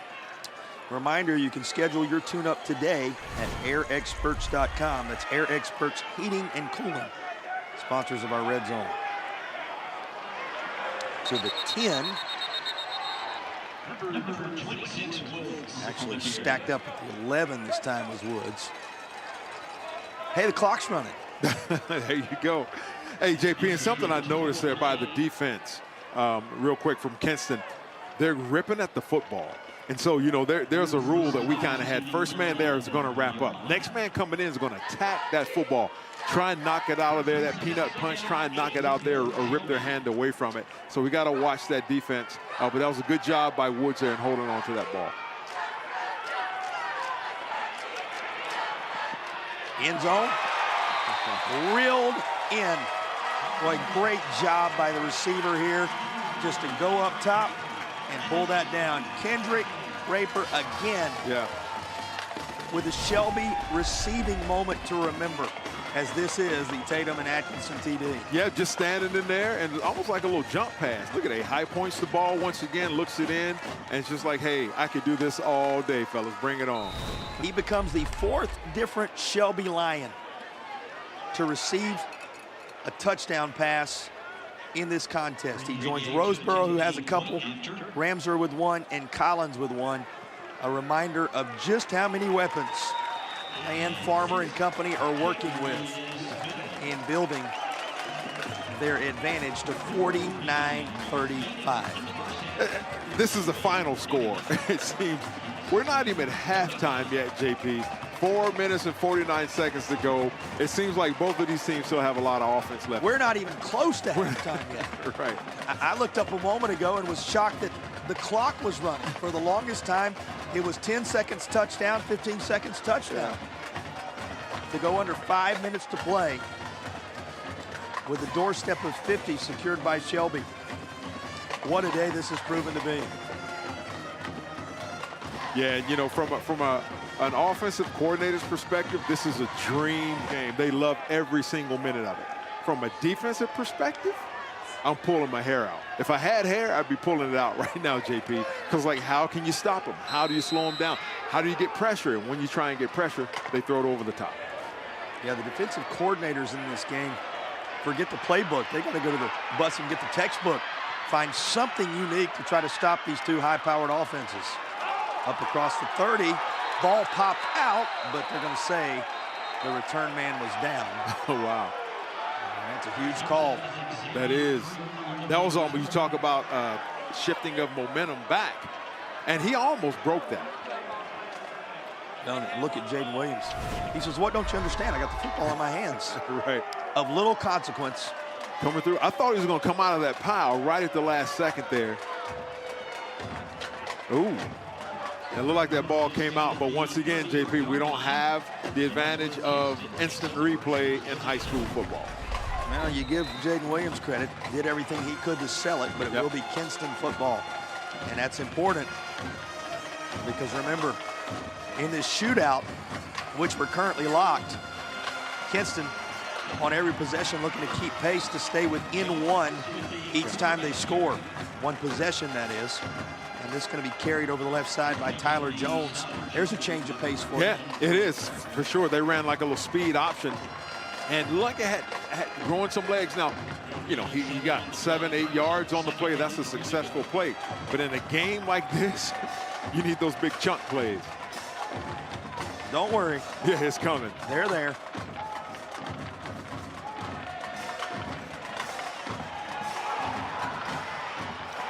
This is intercepted. Just a little too tall for his target, and it ends up in his hands anyway. That's right. Jaden Williams made a bid for it moments ago. This time it comes on the INT. Now there is a flag down at the 30-yard line, but it appears to be holding, and that'll be declined. Yep. And they have an old saying that football does not lie. Football does not lie, JP. I believe that's his second interception of the season. Yeah, just a little overthrow there, and he's Johnny on the spot. And dare I say, had he been able to keep his feet, he may have taken it to the house, JP. But he did the most important part, that is secure the interception. Jaden Williams with the pick. And this defense that will mix up the looks and the duties that has put tremendous pressure on some of the best quarterbacks in North Carolina, particularly a really good one a week ago. Win over Lincoln. Has a takeaway here to hand it back to Farmer. He's going to turn. Hand it back to Woods, and midfield is where he is stopped. Yeah, a little zone read, like a stretch zone to the right there. Just trying to pick his holes. Good pursuit by Kinston. You know, they're not out of this. They got to, you know, keep their heads up, keep fighting. You ready for these numbers? 32 plays, 395 yards for Shelby in the first half. They are 5 yards from making it a 400-yard first half offensively. You think they'll get another 5 yards, JP, to get that 400 yards there? He could run for it right there, but instead he's going to throw deep. Looks like he's got his receiver. There's your 5 yards. There you go. And a whole lot more. Now waiting for the official signal. We had the football in the end zone. Roseboro certainly of the belief it's a touchdown, but our official's going to talk about it. And Kinston is continuing to play just in case it's of little consequence. Yeah. Hands are raised. It is a touchdown. Yeah, not sure. Yeah, not sure what happened there as to why he thought it was a. Well, you didn't get a touchdown signal from the officials.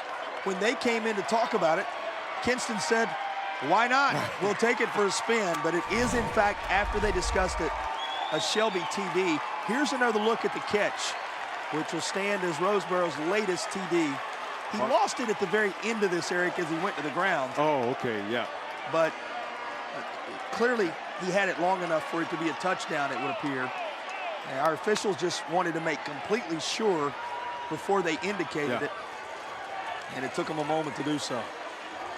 But yeah, credit Kinston, you know, they said, hey, man, while y'all are talking about it, let me give you something else to think about.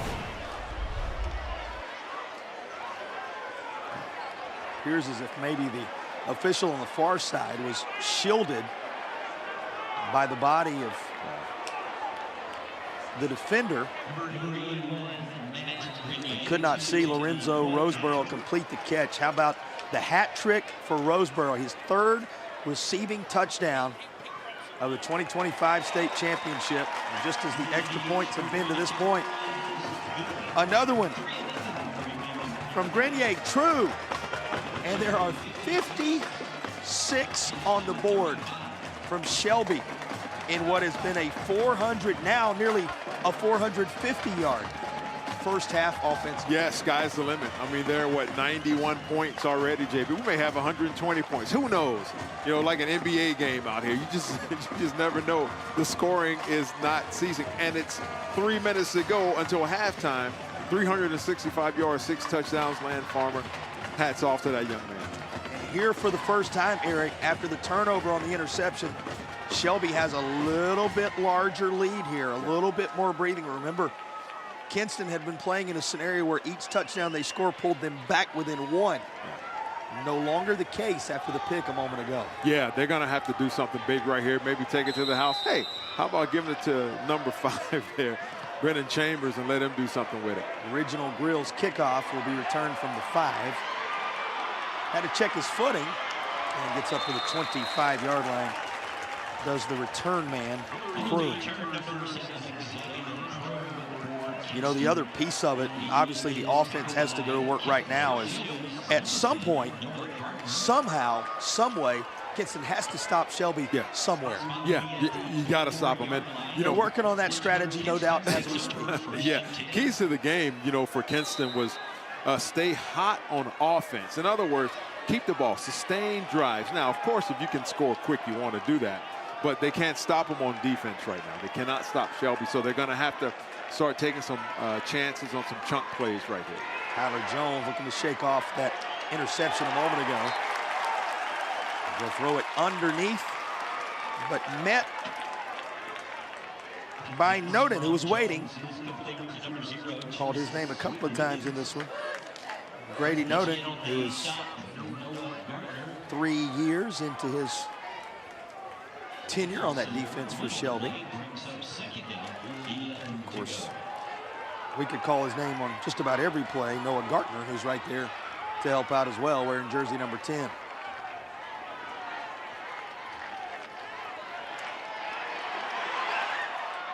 Running for his life. And that is caught, but he was already down at the 21. So here comes third down from behind the sticks. Yeah, and what Shelby's doing on that last play there, they had 2 on number 2, right? On Copper, they said, yeah, he's not going to be this deep. And so they had 1 man in his face and then 1 man over top, right? So they're going to make sure they try and keep him in check. He is a D1 talent going to NC State, and so they wanted to make sure that they don't give him an opportunity to get loose. You know, if your numbers in the first half are 23 plays run for 260 yards, you like your chances Feeling to be pretty out good front, about yourself. to be out front. Instead, they find themselves down a few scores here. Yeah. Still That's been amazing. an impressive half for Kinston. But you're right, JP. Under normal circumstances, you're excited. You're happy about that. But not when the other team has 400 yards of total offense. If you want to know a little more about how they've racked up all this yardage, stick around at the half. We will have the Foundation Solutions halftime report. We'll hear from Commissioner Q. Tucker. See those highlights, stats, and a whole lot more coming your way. That's the Foundation Solutions halftime report. We're going to need the break. Fans are going to need the break, right, just to catch their breath momentarily in what has been a high-powered 3A state title game. 2 minutes between here and there. That's amazing. Yeah, if you're just tuning in, this is not the final 2 minutes of the fourth quarter. The final 2 minutes of the first half. The first half, JP. And that score is 35. 36-35 on the board. They reset the game clock to 2:08. And Jones facing third down. He needs the 34-yard line to move the chains. And they'll throw this toward the near side hash. Was trying to get it to Copper, but it's incomplete. Fourth down. Yeah, I mean, what do you do, JP? It's 2 minutes to go, and do you punt and give the ball back to Shelby? I mean, or you go for it? Do you sling the ball down the field, hope they intercept it and trip? I don't know. It's of course they're going to go for it right here, but you don't have a whole lot of 4th and 13 plays in the bag. And here is Pooch. Oh, wow. Take a hop at the 45. And it hit him. Did it hit the Shelby player? It had to, yeah. What a takeaway this would be for Kinston. They're talking about it. Oh, yep. Shelby They'll ball. say Shelby football. Boy, it just seems right now the Vikings have a hard time catching that one break that could flip it a bit. Yeah. I mean, you talk about momentum, and I mean, it seemed that the ball hit him. I think the ref is saying, well, he was pushed into the ball. I don't know if that really matters, if you're pushed into the ball or not. But as we look at the replay there, oh, yeah, it hit him. It definitely did hit him. So, yeah, twice, 3 times, 4, I don't know, 5. It's right around his leg. As it bounced up right there, you see it hit his right arm, and that should be Kinston football right there. And then the right knee as well. Yep. It will be Shelby's at the 46. Again, no review in high school football, so it stands as called with what the officials see on the field. Timeout is being taken, second of the half, taken by Kinston. You know, for Kinston, they're going to have to find a way at the half to somehow slow Shelby. That we've documented, that we've talked about. That's been the challenge for 3A teams and even teams in other classifications all across 2025.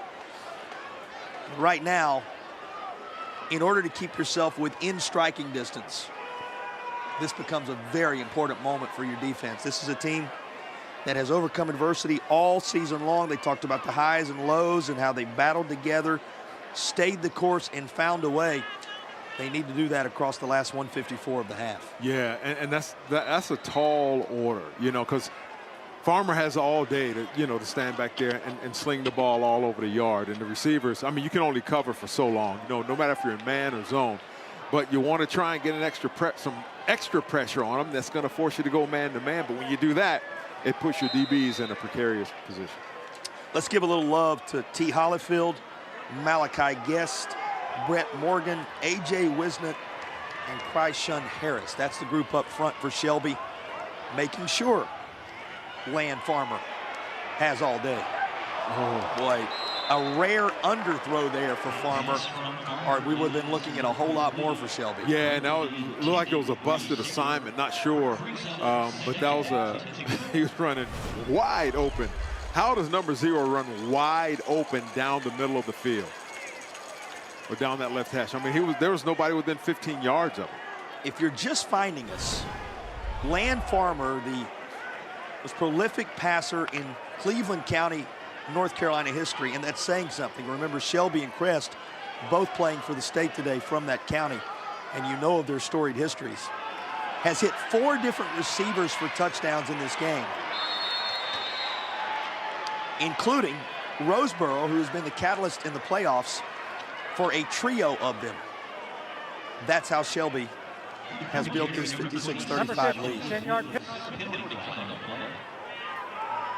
This will back the Golden Lions up just a bit, but yeah, they need a splash play right here. Yeah, it's just zone to the left, a little stretch zone there. They need a splash play, maybe a scoop and score, maybe a pick 6, maybe a sack fumble, something. But they have got to keep the pressure up on Shelby right here, at least to try and get the ball back into the hands of their offense to see what Jones could do.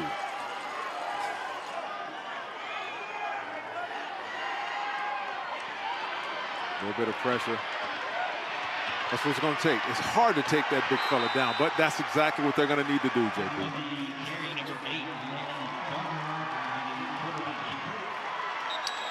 Takes it down to 80 seconds in the half.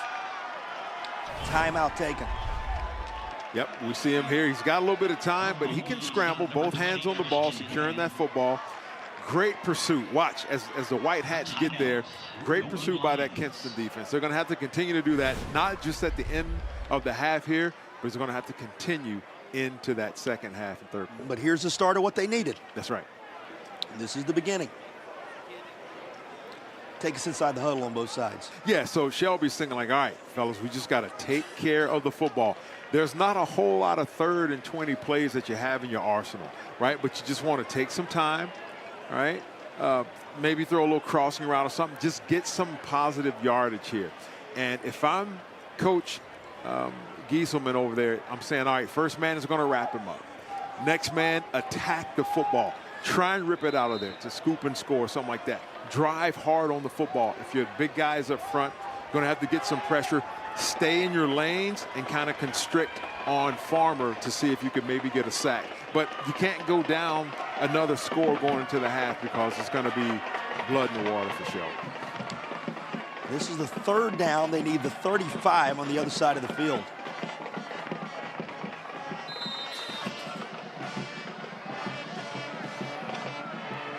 Yeah, Shelby, that tight trips to the left there.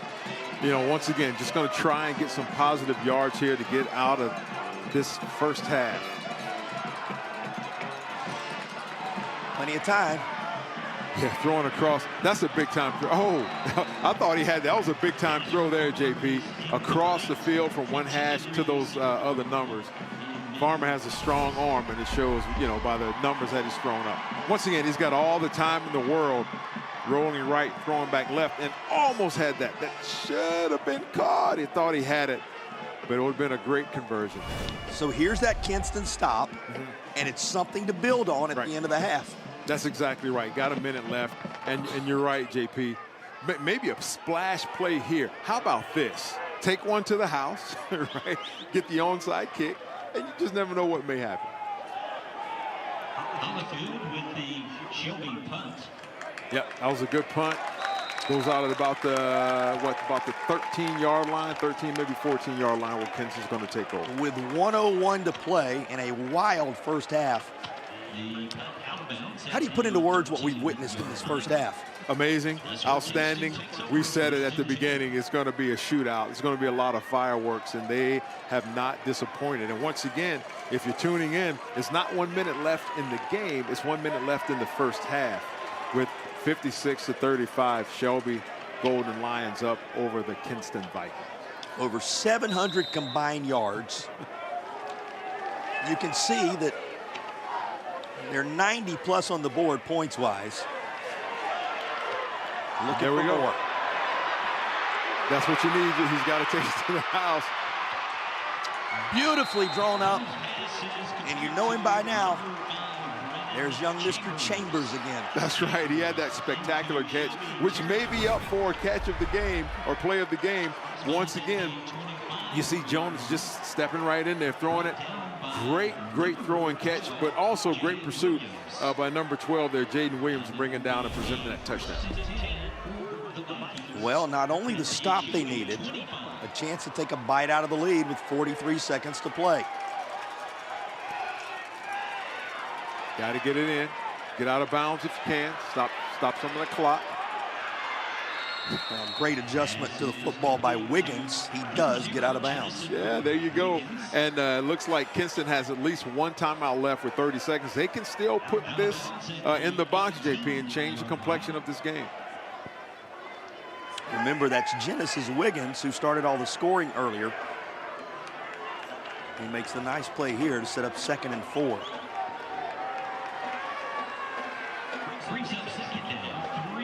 It's his third catch for 21 yards. And, of course, the aforementioned touchdown. He's looking for Copper on the slant, but Shelby gets home with the sack.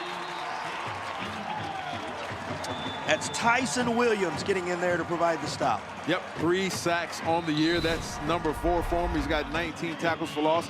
Once again, they're just constricting. Great bull rush by number 10 there, Gardner on that right side. And Tyler Jones is staying down. He has not yet worked his way to his feet. You hate seeing that, JP. Regardless of the position, regardless of who it is, man, you hate seeing these young men. They've worked so hard in the offseason with working out. They stayed in, you know, they're student athletes. And you just hate seeing that. We hope that young man is okay.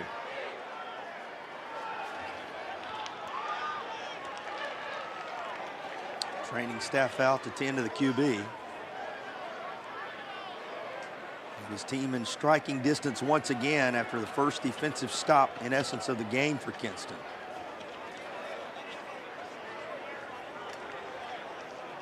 Yeah, you hope he's okay. He's on the ground. Good thing he's moving. He's up on his feet. That's always a good sign.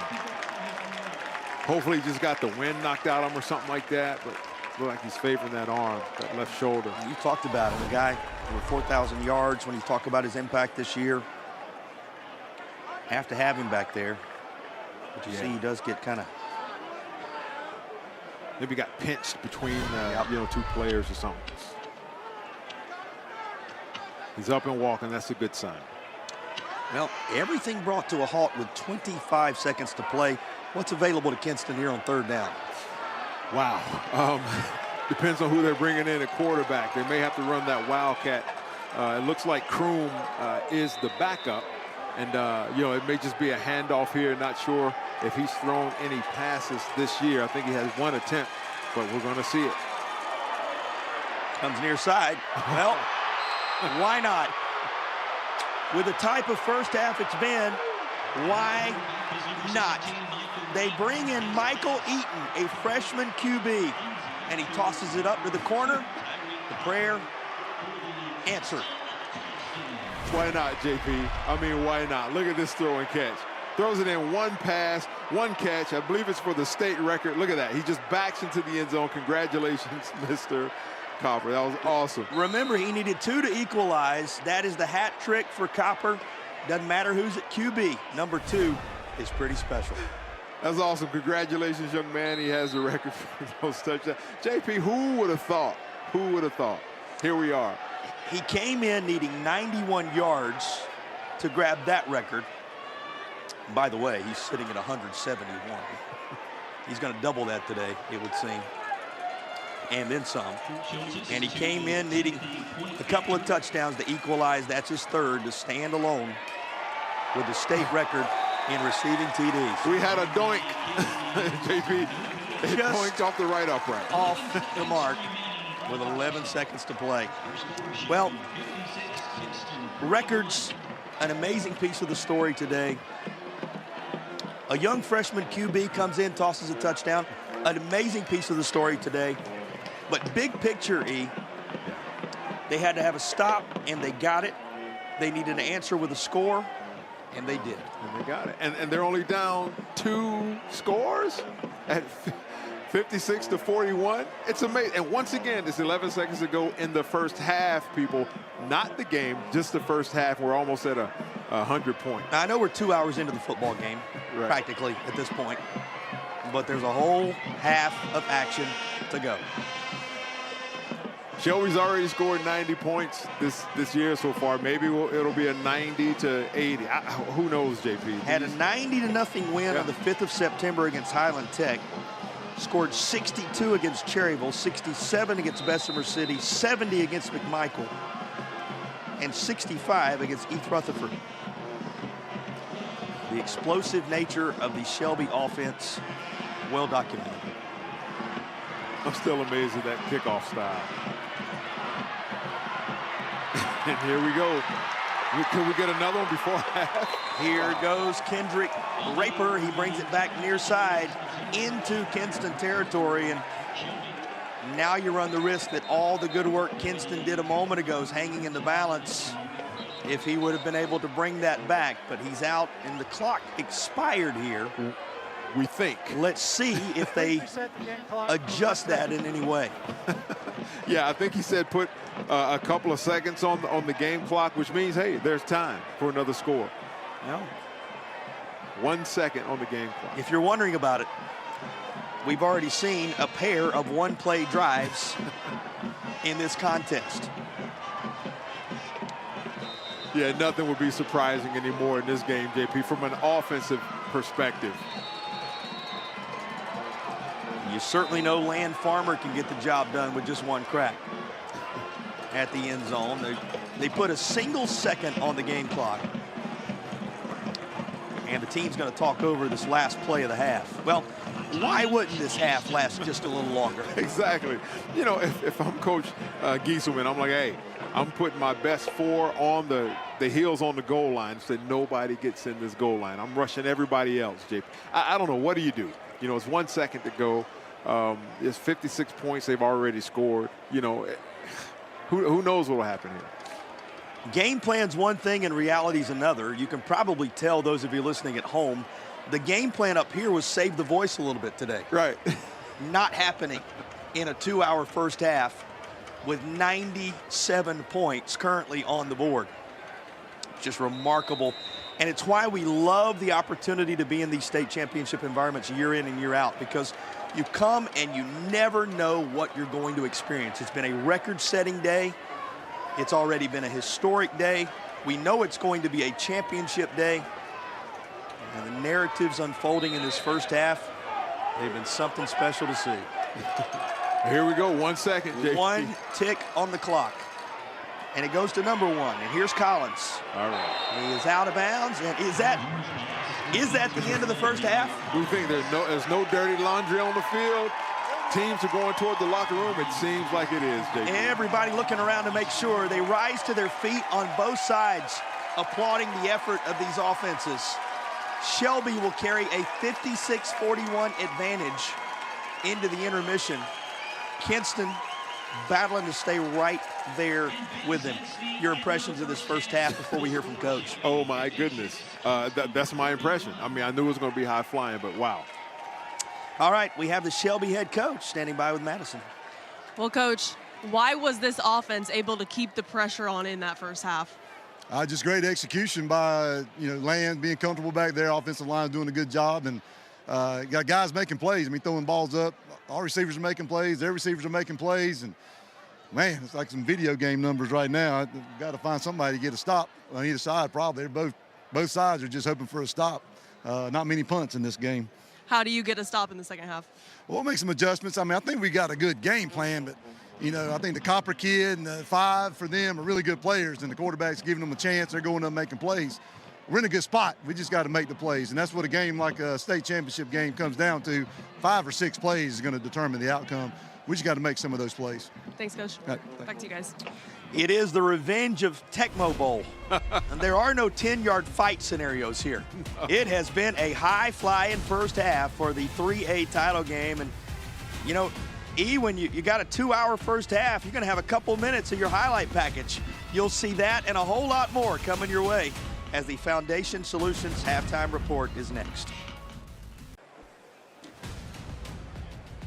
You just witnessed the highest scoring first half in the 112-year history of North Carolina high school football state championship environment. 56-41 Shelby at the intermission, and I'll underscore it, never in over a century of football in this state championship environment have there been more points scored in what was a nearly 2-hour first half. With that, we welcome you back to Durham alongside my broadcast partner, Eric Gash, Jason Patterson here with you. So it lends itself to a highlight package, Eric, that's going to be a little longer than usual, but you're going to see the playmakers you expected to see coming in here because, boy, have the stars shined in this 3A title game. Yeah, JP, starting out here, we see the young man Wiggins. I mean, look at the balance. Look at the yards after contact. He will not be denied. This was the genesis of it all. Genesis Wiggins with the touchdown to get it started, but it was only the beginning. Yeah, and it's almost like Shelby says, oh, okay, anything you can do, we can do just as good with Roseboro. They're one of his 3 touchdowns. Yeah, he had a trio of tosses from Land Farmer who hit 4 different wide receivers for TDs along the way. Yeah, I mean, and it's just like it's almost like a 7-on-7, JP. We're seeing, pass after pass. We see that power run there from Farmer would not be denied. And you have Jones on the other side doing the same thing to the NC State commit right there. We have Copper with his touchdown. He made it a record-breaking first half. He eclipsed the yards mark with ease, and he also set a new touchdown mark for a single season. But this was one of those key moments for Roseboro. Yeah, just walked in the end zone, high-pointed the football, and the way he went. And here's Copper again. This young fella, look, he's looking around to see who's with me. Oh, I need to kick it into an extra gear to get in. Touchdown. Record breakers, highlight performers, everybody a contributor. Here's Jonas Woods with a rushing freshman. There's a freshman Woods just picking his hole and saying, hey, calm down, we got this. Now, late in the half, this catch caught your attention. Yeah, Chambers almost, it's like he went up another level. Everybody was at, 6 feet, he went up to 6'5". Why not get another receiver involved? Here was Collins with a receiving TD. Yeah, it's like you can't stop him. And here we have Chambers once again. Not only can he catch them, he can also run them. Look at this young fella. He's taking it stride for stride. One stiff arm, tightrope on the sideline, and away he goes. Well, if you're going to have 97 points in the first half, you're sure to have a special teams TD. That was it. This is one of several key moments for Kendrick Raper, and then back to work goes Farmer. Yeah, just when you think they can't score anymore, can't do anything else, away they go. And, you know, credit to the offensive line for Shelby as well as for Kinston. They're giving the quarterbacks time. You add it all up after that one from Copper. It is 97 points. We told you it's well over 700 yards. The numbers are eye-popping. You would expect to see this at the end of a football game, but we're about to kick off the third quarter. Yeah, 455 yards in the first half. Total yards for Shelby. And 345, I'm going to tell you something. If I had that for a game, I'd be happy with that. But we're just looking at the first half, JP. That encapsulates a historic moment. Looking back at the highest scoring first half in North Carolina State Championship history. What will the third and fourth quarter hold? You'll find out when our broadcast presented by Affordable Dentures and Implants continues from Durham in a moment. Tonight's high-end zone views of the game are compliments of Cook Rentals. Now in 5 locations across North Carolina. Cook Rentals, renting the smart way to get things done.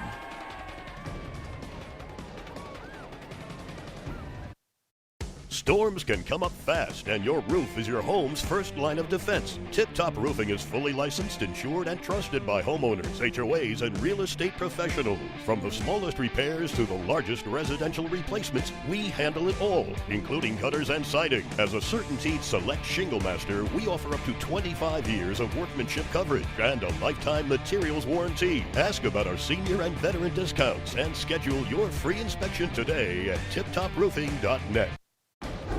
Tonight's high-end zone views of the game are compliments of First Source Equipment Rentals and Sales in Mebane and Burlington. First Source Rentals, reliable, safe equipment rentals in Alamance County.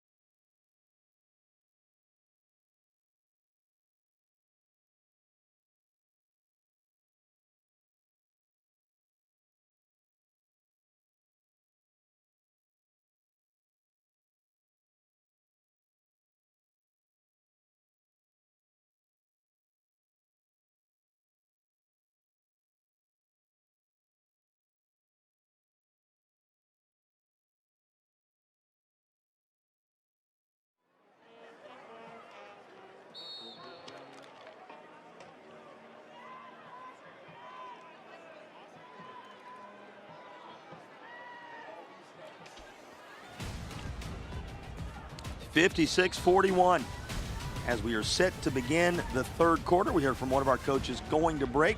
Time to get the thoughts of the other coming out of the locker room. Here's Madison.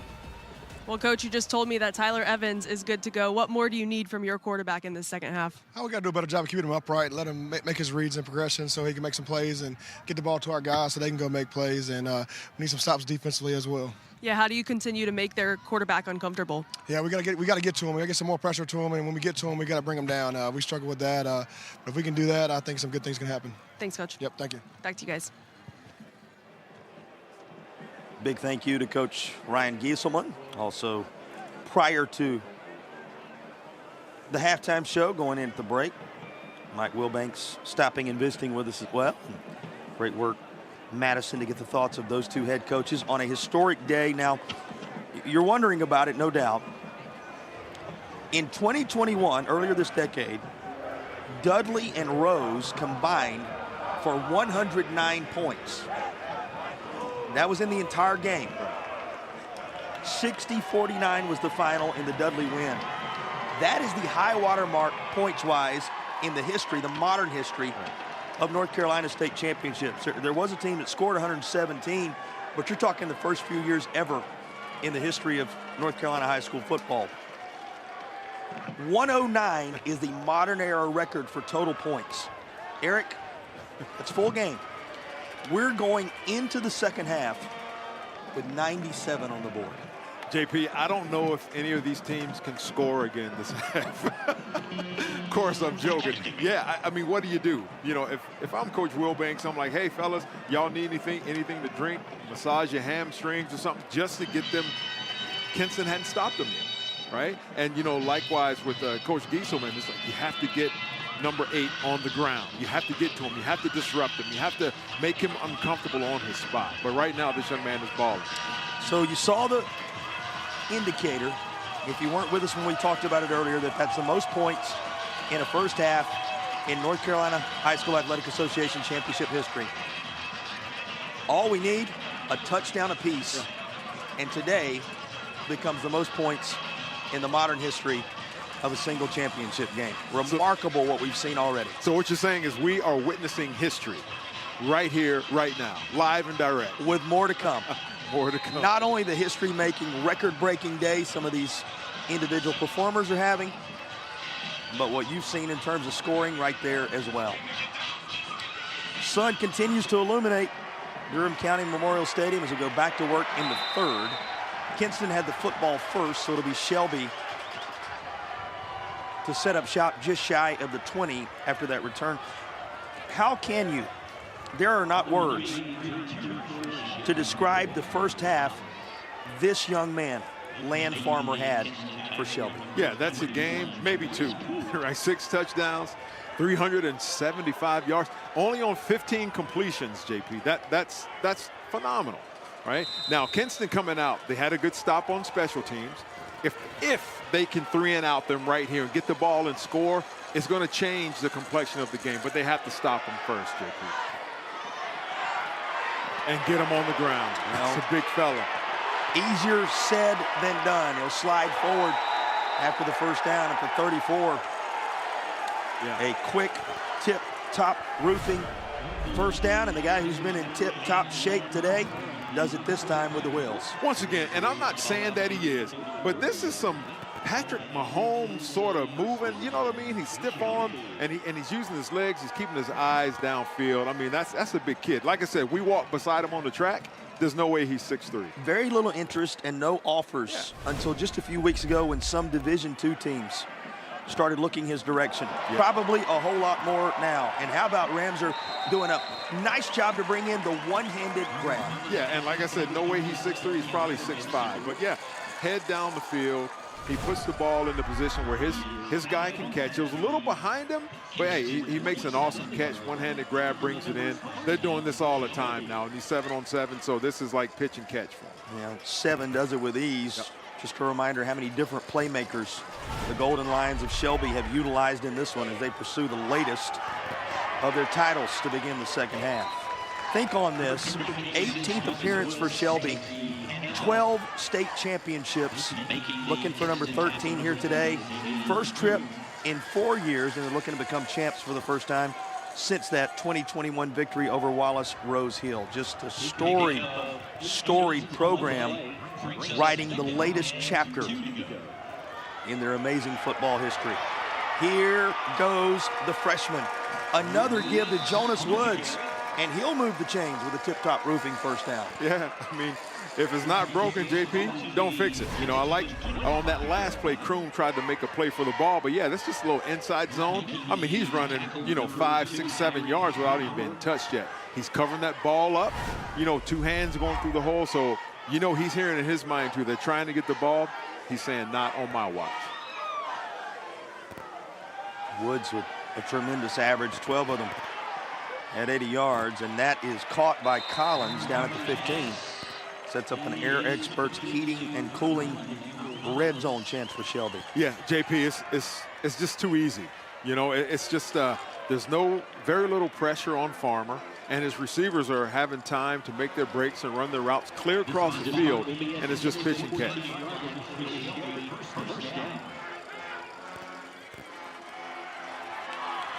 Woods bending and twisting down to the 1-yard line.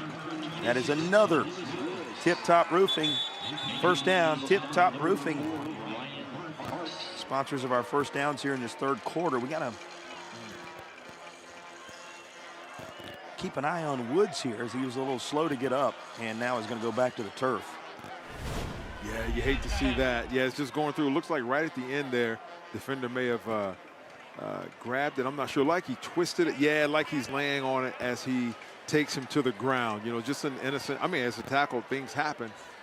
You hate to see anybody getting hurt, though. You know, hopefully that young man is okay. Well, he just rushed for the latest of the Tip Top Roofing first downs. Tip Top Roofing, faith, family, football, and roofing, and he sets them up inside the Air Experts Heating and Cooling Red Zone. That's where Shelby will be when we return to Durham. Hopefully we'll have a good report on the young freshman back on the other side of the break.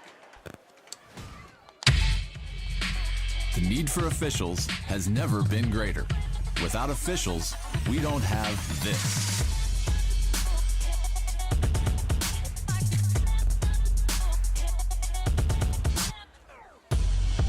Not far from coat time.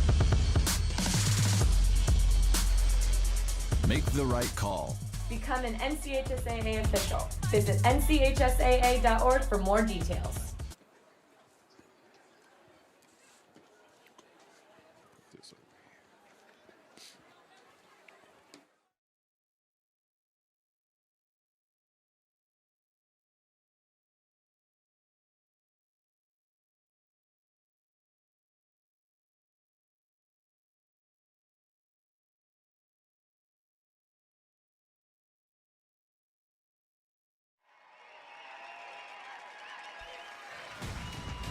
And the history they have witnessed today at Durham County Memorial Stadium. They like what they just witnessed, which was Jonas Woods, the freshman back, up under his own power and coming off after rushing the Golden Lions down within striking distance once more. His most recent carry set up a 1st and goal. The ball is on the 1-yard line. Yeah, looks like the power set with the quarterback. Yep. Another of the many weapons in the arsenal of Land Farmer and the Golden Lions. And another Tatum and Atkinson Shelby touchdown. Yeah, there you have it. That's the same set we saw in the first half, JP. Just in that power set, look, power wing set, just a straight quarterback ISO dive. I mean, once again, this young man is probably 6'5", 230, 240, and you're not going to hold him back, not from getting a couple of yards. So many different ways that 8 can come at you. 9:39 to play. Shelby has made use of its opening drive in the third quarter. Golden Lions have posted 63. If you weren't with us in the first half, you may wonder about their high water mark. They've eclipsed 60 on several occasions this year and scored 90 back on September 5th against Highland Tech. 70 against McMichael. Those are the two high water marks. That was in a 90-0 victory and a 70-14 win. This type of score, nothing new for Shelby. Yeah, and it's hard to stop them, JP. I mean, it's not like they're trying to run the score. That's just what they do, right? The pitching and catching. I mean, the zone reads whatever the defense is giving them, they are taking it and taking their Lions' share of it. Well, they had a win against Burns in which a last-second blocked field goal provided the win. Talked about that as being a galvanizing moment for this team.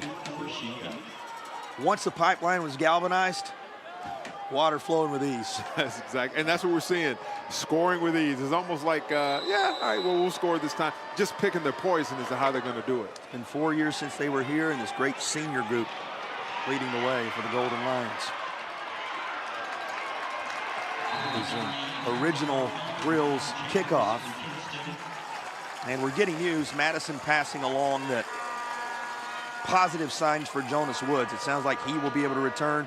You also see before your very eyes Tyler Jones, who was shaken up in the first half, coming back for the Vikings. So good news all around in terms of these playmakers being able to continue. Yeah, it's good to see that senior leadership. He's not going to be denied. And once again, this is a great stat. That's a great stat line for a full game. Almost 300 yards passing, 4 touchdowns, but it still has them a couple of scores down right now. So they're going to have to put something together, see if they can put some more points on the board. Yeah, you take the scoreboard away and you give those who follow this sport the stat line. That's a winning stat line. But today, as you said, they're going to be chasing here in the third quarter. Go into the hands of Pat Brown once again. Of course, Brown, McNeil, Chambers, who you've seen, Copper, who has set records today.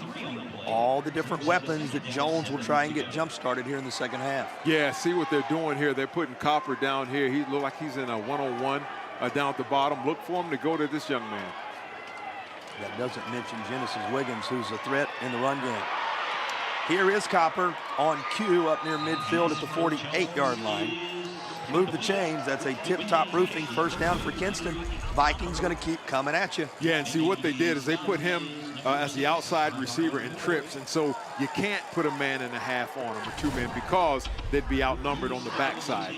So that was great adjustment by Kinston there to be able to get him the ball. Tyreek Copper, who today has set a new North Carolina single-season record for receiving yards and receiving touchdowns. Both those marks fallen in his hands today. Right back to him. And he carries this slightly into Shelby territory at the 49. I love the pursuit of this Shelby defense. They got the ball in his hands, the number 4 right there. We see Landon Holyfield, the junior linebacker, man in pursuit. He laid the wood and he let him know he was there. But great job by Copper, man. He got up and ready to go again. If you're going to throw a punch, why not carry the name Holyfield? The junior linebacker gets the job done. There, look at his vitals. He makes his mark for the Shelby Golden Lions.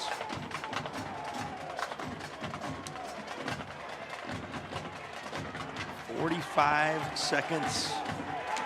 7 minutes, 45 seconds the time as we wind on down. Just getting rolling here in the third. Yeah. A little bit of deception on the initial start of that. Worked out. Wiggins found some running room. All right, yeah, starting to put it together, putting the game plan together. And when they put Copper in trips and he's the outside receiver, that's when they're going to go to him. So look for him to come back to that formation again. And this time he was the single receiver into the boundary so they can put a man and a half on him, right? So it's more than likely they're not going to go to him, but when they put him in that trip set, it opens up Copper on that outside. Saw Holyfield just a moment ago, who's had a great season at linebacker for Shelby. For a little more on his backstory, let's check in with Madison. Well, he and his cousin both on this team, and they come from a long line of Shelby athletes with the last name Holyfield, cousins, relatives, all of which have gone on to play some sport at the next level, whether it be football or basketball. And Coach Wilbanks told me, when you get a Holyfield, you know you're going to get an athlete that will outwork you, give you max effort, and they're going to be as tough as nails, guys. He has reminded everybody there in Cleveland County of that again today, and there's a guy who for 3 decades been seeing him come through the door, talking about how happy he is to be a part of this and have this cast of characters around him. Thanks, Madison. Other side, flag is down, and oh my, this is somehow caught and carried in. Hold everything. There is a flag, but that's as impressive a moment from Pat Brown as we've seen from anyone today. I was going to say, wait a minute, you don't want to throw back across like it's going to be holding on him. You don't want to throw the ball back across if you're running the opposite direction, throwing across the grain. I thought for sure that was a no, don't do it. Yeah, good job. Good type throw. I mean, look at this. He's rolling. He's going to be rolling to his left. He's right-handed, so he's going to be throwing back across his body. He made an outstanding grab over 3 defenders, but to no avail. Pat Brown comes down with the reception. It is a holding penalty that will negate this score, though you saw the skills of Pat Brown on display. Going to carry Kinston all the way back to the 48-yard line. Clock's going to dip under 6 minutes in the third quarter with this snap. And Shelby not fooled here. And there was Hollifield again. You know, you heard that from Madison a moment ago, and you think about those family traditions at a place like Shelby where there's such tremendous football history. You grow up from the time you were born into the family. As a child, you dream of it. As you come of age, you're prepared for it. The torch is literally passed from father to son to grandson and on down the line. And you don't want to be the one to let that torch drop or go out. You want to be the one to carry it and continue it on, and he's doing that very thing. One of the great parts about these high school football communities all across the state. Another takeaway by the D. And Shelby will celebrate this latest interception. Kendrick Raper, who's done so much already today, with another primetime moment. Yeah, he already had 2 picks coming into the game, JP. And once again, showing that on both sides of the ball, this young man can get it done. You know, had some time, but he was under duress, under pressure there as he's being pursued by that pride of Lions. And there's Mr. Raper, hoping to take it to the house, but he drops, giving him great field position starting at the 40.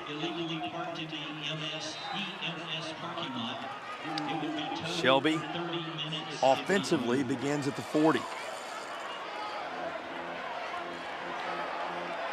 Golden Lions already with 536 yards of offense. Yeah. You can add to it. That's to the 30. Right near the marker. In fact, you can move the chains. That's another tip-top roofing first down. Yeah. Harris, Wisnett, Morgan, Guest, Hollifield. That offensive line for Shelby is giving him so much time. He could almost, you know, pitch a tent, have a picnic, and just take his pick at the receivers that he wants to throw the ball to. T. Hollifield, Malachi Guest, Brett Morgan, A.J. Wisnett, Bryshawn Harris. An impressive group, as responsible for the, now in real time, it just updated, 536 yards of offense. This group has reeled up today. Yeah, it's amazing. And then we see a good sign for Shelby fans. Young Jonas Woods with the carry. So the ankle is good. He's raring to go. Great that we've had both Tyler Jones for Kinston and Jonas Woods for Shelby back into the football game. Here's Woods again. And he'll carry it into the red zone. Latest Air Experts heating and cooling red zone chance. Schedule your tune-up today. Check them out at airexperts.com. Here's the carry that placed it back in the Air Experts heating and cooling red zone. Yeah, it looked like Jonas bounced it out there. It's supposed to be like a little inside trap play, but he bounced it out. Was able to get enough for the first down, keep the chains moving inside the red zone, looking to put another score on the board. Remember, this score, if Shelby secures it here, whenever it comes, the next one sets the record, and there it is. A touchdown toss for the ages in North Carolina from a state championship performance. Not only is it Corey, you know, we called his name early. Here he is, getting ready to celebrate with his teammates. Well, latest for Roseboro. Yeah. Roseboro, he fools me every time when I see him turn the back of that jersey. I'm thinking, did they get the junior white out in there at some point? No, it's still Roseboro, and it's yet another touchdown for Roseboro. Think on his day, as he has just caught his 4th touchdown pass to run it to 69-41. And Eric, that's the difference maker from a record-breaking standpoint. More points have now been scored in this football game than any North Carolina State Championship contest in the modern era. And the guy who has more touchdowns than anyone else reels it in to set the new all-time mark.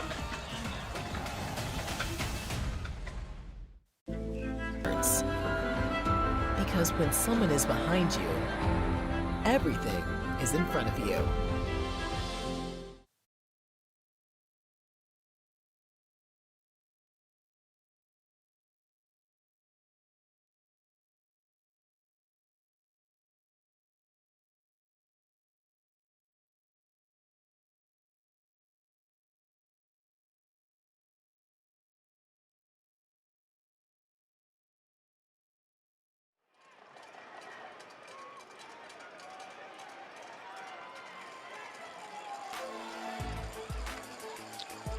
well, we will have the Affordable Dentures and Implants Player of the Game selected for you before the conclusion of this one, and that's going to be a hard selection to come by. There are a number of worthy candidates. Now, the guy that's been distributing the football to them all across the course of the day certainly comes to mind, but so many different playmakers in this one.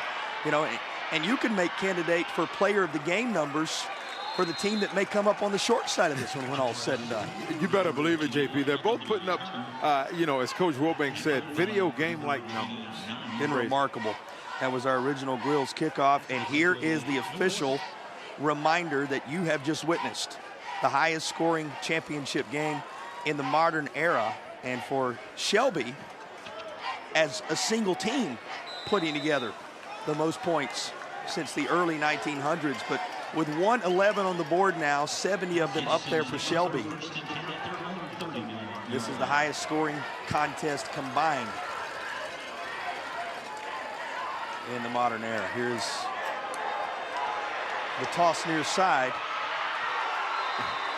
and that's going to be incomplete. Of course, if you're wondering what we just eclipsed, if you weren't with us at the half when we talked about it, Dudley and Rose in 2021 scored 109 total. Now, that was in the full game. We're still in the third quarter. Still in the third quarter. That was a 60-49 win for Dudley over Rose. This is a 70-41 lead for a Shelby team who, as you just saw, has scored the most points in ages for a single team. And it's nothing new for Shelby, Eric. No. They've scored 70 plus for now a third time this season. Yeah, and we're not done, and the ball is on the ground. Golden Lions making a bid to get it back again, but it stays with Kinston. Yeah, I was going to say, they don't need a short field, right? I think if they started at the 2-yard line, you know, they're still going to be able to score in a couple. And you know, not to take anything away from Kinston, I mean, it's what they do. But here's a good run by number 6 there for the Vikings. That's Sumter, and right at the end there, he let the ball go on the ground, but they recovered it. No harm, no foul. They're going to keep the drive going.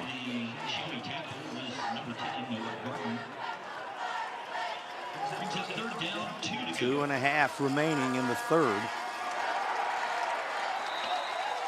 And it's going to be handled by that Shelby D. So here comes a 4th down play for Kinston now, and that's Hollifield again. Yeah. You know, try and tell somebody that this game's not important, or we're up 4 scores, kind of let it go. These kids are playing with all of their might on both sides of the ball, but Shelby's just showing that relentless pursuit on defense, and it's making the Vikings pay.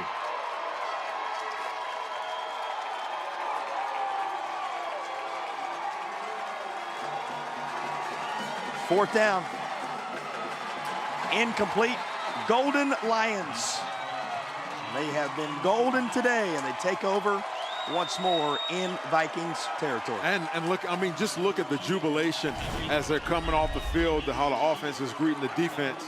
They want, JP, they may score 100 points. I don't know what the conversation is like on that sideline, but you can be rest assured that they may have written Kinston that is not 2015, and Shelby's like, you're right, it's 2025, and they're hoping that they remember this.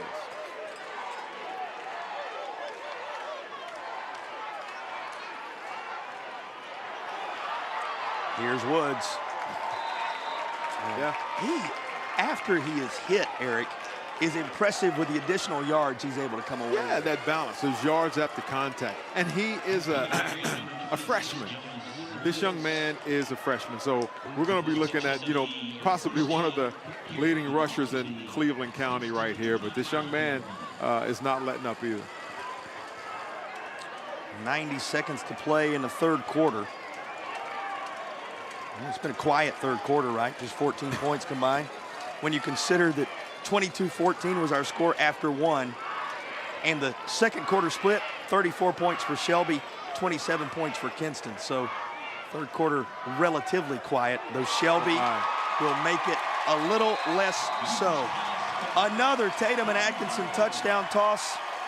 Another from Kendrick Raper. And Shelby, well, we told you Shelby worked out of a 10 in the state semifinals. And that Coach Wilbanks went into the tent and he said, guys, we're just going to play it like Revolutionary War heroes. After all, their town is named for a Revolutionary War hero. He said, let's just come out and battle. 76 on the board for Shelby. A nod to that revolutionary history for the Golden Lions. It has been a revolutionary day.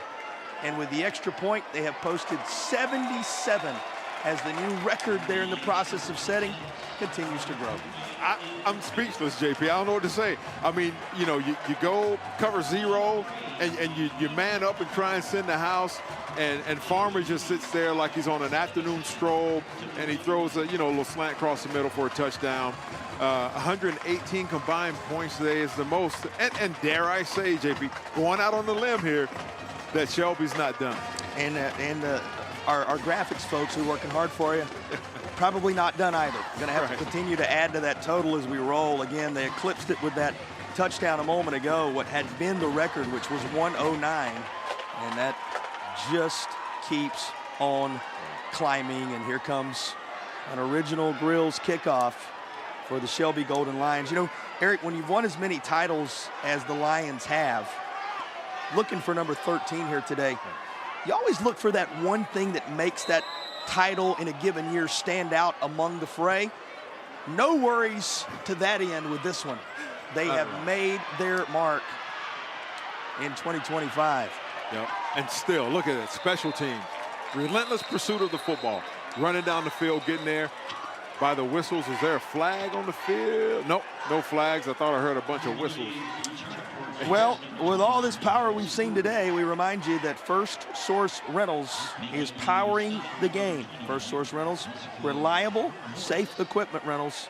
First Source Rentals, rent it. They are powering the game. This game has not been short on power. Not at all. 22 seconds remaining in the third quarter. A reminder as we come toward the end of this third period, and we'll remind you again before we're done. Okay. Well, hold that, because Shelby has another takeaway. Wow. This one picked off by Julius Brooks, one of the juniors on this roster. Yeah, I mean, JP, it's comprehensive. You know, from special teams, offense, defense. There's no quit. I mean, these young men, they're still flying after the football. You know, he's taking this opportunity. That was a great catch. Once again, we're thinking of plays of the game. We always look at it from an offensive perspective, but, you know, I don't know. Throw your hat in the ring. Here's another highlight for the Golden Lions of Shelby High School.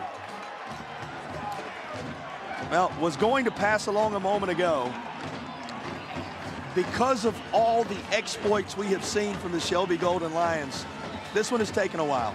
So for those of you wondering about our programming, we will join the 2A state championship game, Tarboro and Murphy, in progress after the conclusion of this one. A lot more to come, because the fourth quarter is on the horizon on a history-making day in Durham for Shelby and Kinston.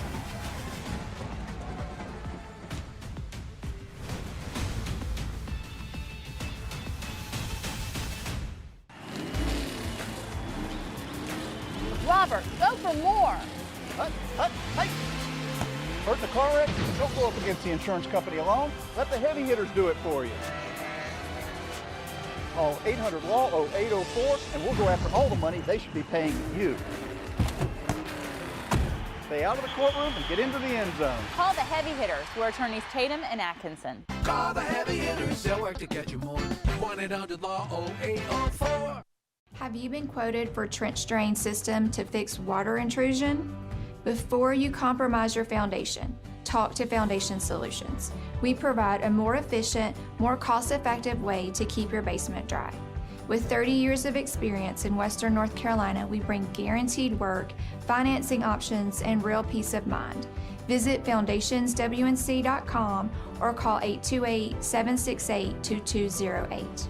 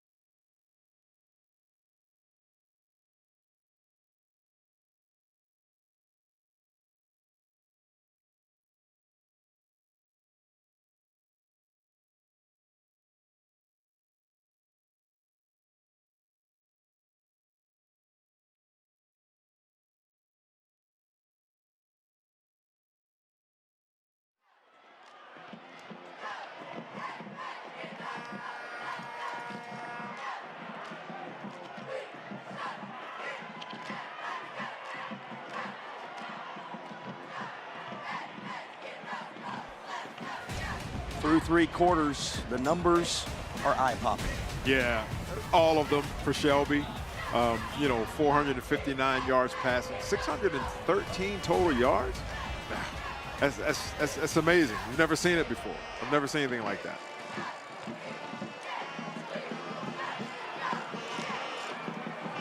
Fourth quarter, we opened the day saying it feels like Cleveland County down around the Carolina border.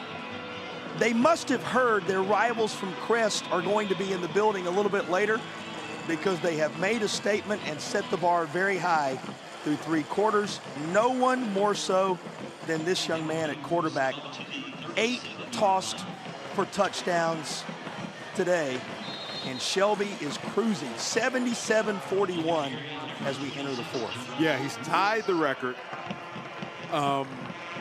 Maybe there's a chance he'll break the record, JP, with another toss for a touchdown. And, with an offense like this, with this, these RPOs, you take what the defense gives you. So if they empty out and goes cover 0 or even cover 1, you're daring them to throw. If you happen to have a quarterback need in the Carolinas, might be worth dialing them up in Cleveland County and giving this young man a look. He is the all-time passing leader in one of the more prolific championship counties in all of North Carolina. And he has risen to the occasion in the state championship environment to show the reality of his medal. Yeah, he saved the best for last. His best performance of the year to right now on the biggest stage of his football career right here in the state championship. 77 points, 8 touchdowns, 8. Dare I say 9 is on the horizon, JP. Well, we were referencing a moment ago, Crest coming a little later. Shelby taking care of their piece of business for Cleveland County first, and now looking to start the 4th quarter with more of the same. A flag comes in as the ball carrier goes out of bounds far side, the freshman Woods. Yeah, it's going to be, it looks like a personal foul, late hit out of bounds. After the play, personal foul on the defense, the 20. Half the distance to the goal. Yeah, just maybe a little frustrated. Just a little extra right there toward the end. He's 7 yards out of bounds. And you hate to see that, but that's the passion and emotion that these young men have been playing with. All year they've been practicing and dreaming of this time. And the game's not over yet, right, by any means, but to seem to be coming up short against the Shelby team, it's a little disheartening. It's tough in those moments. By the way, you saw Mark Hurt there, 30 years of officiating and a high school football head official in the state championship environment, which is always an honor. We tip our cap to the 3rd team on the field because they earn the right to be here as well. That's correct. You don't want to hear from them a lot, but you're right. They have earned the right to be here. They're at the top of their game. Couldn't happen without them. Even an old coach would say that, right? Indeed. Here's a 1st and goal from the 8. And Woods going to weave on through traffic and secure the latest Shelby touchdown. Now, there's a little extracurricular on the backside of this. And kudos to some teammates getting in there and separating everybody because starting to bubble over a little bit. Yeah, that young man may be done. Another flag is thrown as well as he's going off, just taking a little extra shots there. But, Shelby's not, they're just running the ball. That's his outside zone. And Woods is making his cuts, and he's there. And, like I said, they've practiced and worked hard, all season. And you just hate to see that. Officials, we were just talking about them a moment ago, having to sort out this post-play as the touchdown has put 83 on the board for Shelby now. Eric, they got to sort the penalty out here, obviously, but you were kind of saying earlier, 90 points. Yeah, that was against Highland Tech back on the 5th of September. 90 points is in striking distance for Shelby here in the state title game against the best out of the East. Just remarkable. And, JP, it's a running clock now because the point differential says, and the clock is running as we speak. And I'm sure against, back earlier in the season when they scored 90, it was a running clock. Coach is not you're not running the score up. You're just handing the ball off, and man, you know, kids are making plays. You know, that offensive line for Shelby has been dominating all day long. I mean, Farmers had, you know, just endless amounts of time to sit there and throw the ball, and now these holes are gaping as well. We await the call on the penalties post-play. And our officials just trying to make sure they have their hands wrapped around the entirety of this one, because with 7:21 still to go, you don't want anything to get out of hand and put a damper on what has been a celebratory afternoon, certainly for the folks in black and gold. Yeah. I mean, you'd never think that with 41 points, with 41 points being scored, that it'd be a running clock. You never. 41 is usually going to be enough to put you right there in a state championship environment. Trouble is, Shelby has nearly doubled it up. Here's the call. Play. Defense, number 19. Unsportsmanlike conduct, number 19. He's disqualified from the game. The penalty's been forced on the opening kickoff. Result of the play is a touchdown. So a couple of penalties against Newton, and there's an ejection involved as he picked up a couple of unsportsmanlikes there. And the result of the play before the, as we often term it, extracurricular activity, making it 83-41. And here is Shelby with one of the busiest guys in America on this Saturday from a kicking standpoint. And he has been true on these extra points. Yeah, his leg might be tired, JP, from kicking all those extra points. Matt Grenier ready to put his foot into it one more time, trying to make it 84-41. Now, just a little more conversation ongoing with the coaching staff on that far side for Kinston. Yeah, he's probably explaining to him what, you know, why he was disqualified. It looked like he threw a punch, and you hate to see it. These kids have been playing hard all day. You know, he's been fighting all year. He's a senior, and this is going to be his last football game he ever plays. And so, you know, he just, the emotions got the best of him. Yeah, it's tough. Yeah. You envision this day going one way for one of the two teams. It always goes another. Yeah. And our official, is he going to share something else as he comes back to the center of the field? Nope, it appears as if we're ready for the extra point.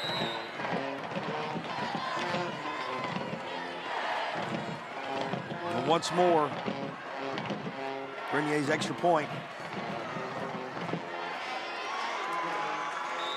And he remains true. 84 posted for a Shelby team, 4 years removed from their last trip, and about 8.5 away, it would seem, from their latest title.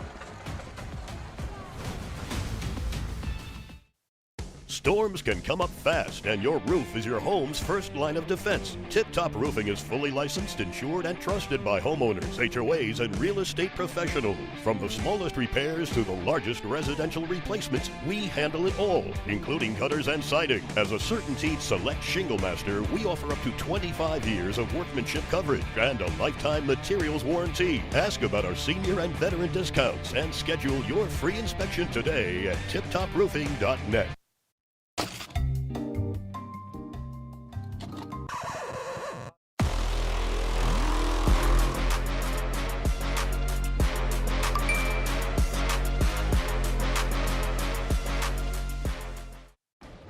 Tonight's high-end zone views of the game are compliments of Cook Rentals. Now in 5 locations across North Carolina. Cook Rentals, renting the smart way to get things done.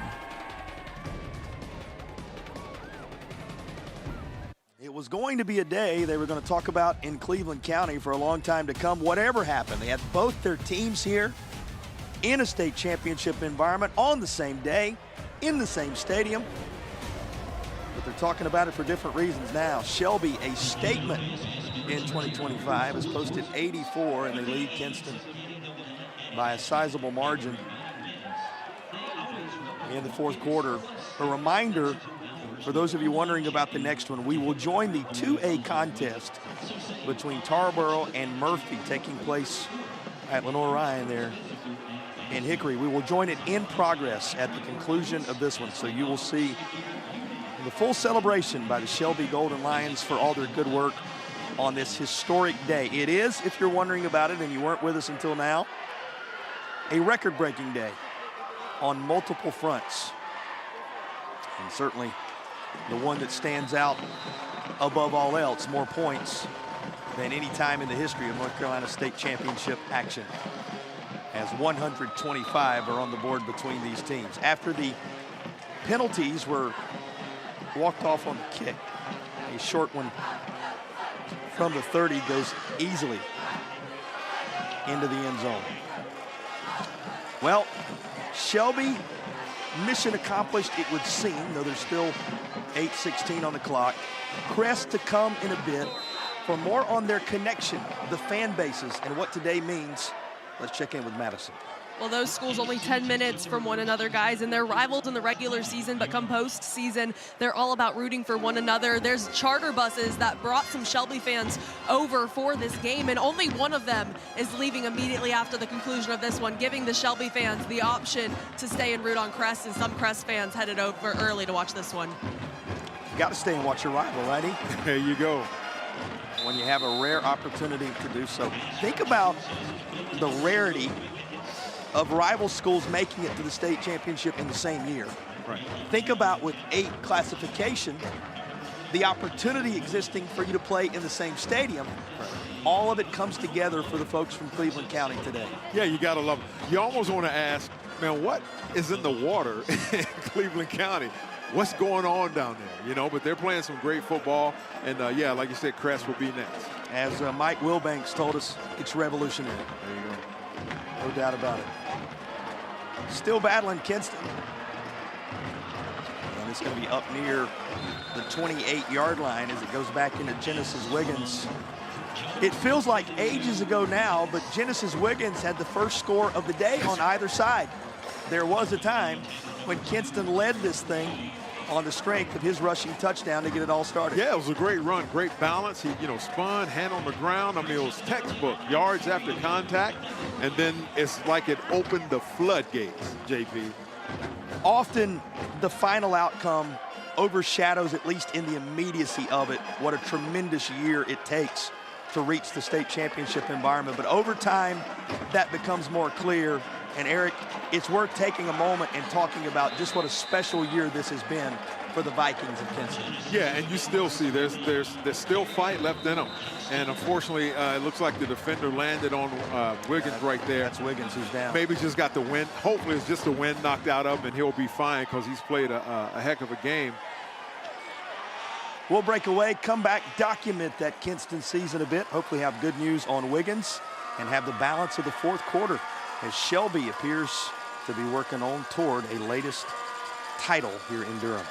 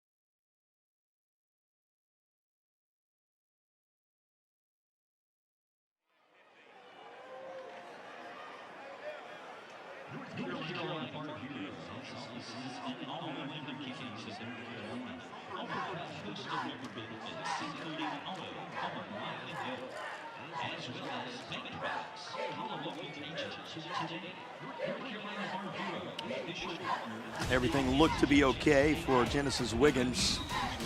And you look at the Kinston Vikings. Just talking about it before we went to break there, Eric, what a tremendous season it's been for the group out of the East. You'll remember for a lifetime that you won an East title and you played for a championship. They went through one of the toughest regions of the state from a playoff standpoint, took down the 1 seed, James Keenan, in order to get here. Takes a moment when things don't go your way in the final game, but over time they'll see what a special year this has been. Yeah, they got a lot to be proud of. You know, they made it to the state championship, played their hearts out. They just ran up on a juggernaut with Shelby. Yeah, a lot to be happy and proud for from this community. And how special to watch him across the course of the year in his career. Tyreek Copper, who again today set new marks. He set the mark for single season receiving yards, single season receiving touchdowns in the state of North Carolina. Got a lot of work left to do in the state of North Carolina. He'll be doing some in Raleigh, as you can tell by the back of his helmet. But he has a historic day as well. Yeah, and he'll have the pride. He carries the pride of this community on his back as he goes to NC State next year. And we're going to be watching him play on Saturdays and expecting a lot of good things from him as well. That's another good catch from Chambers. It's going to move the chains with a Tatum and Atkinson first down. When you put in perspective what Kinston did in 2025, it certainly has been a season to remember for the guy who pulls double duty. Coach Gieselman, who is both the AD and the head football coach, and plenty of credit to he and his team. Place known for its basketball prowess, now with its football moment getting here. 10 years removed from their last meeting with Shelby, and back again here in 2025. Well, disruption from Boone Weiss, the senior linebacker on the Shelby roster. Get a number of those individuals in there now who can make their mark in a state championship game and talk about it for generations to come. Yeah, making those memories. You know, remember when, hey, we put 84 up on Kinston, hey, and we held them, dare I say held, to 41. But yeah, they're making memories of a lifetime right here. And, you know, they'll talk about it. And I like to say the older I get, the better I was. You know, so they'll continue to talk about it. Well, some of those defenders into the game now for Shelby, trying to rush to the football as it popped out at the end of that play. And it appears as if the Golden Lions do have it. Yeah. Well, celebrating moments after we called his name.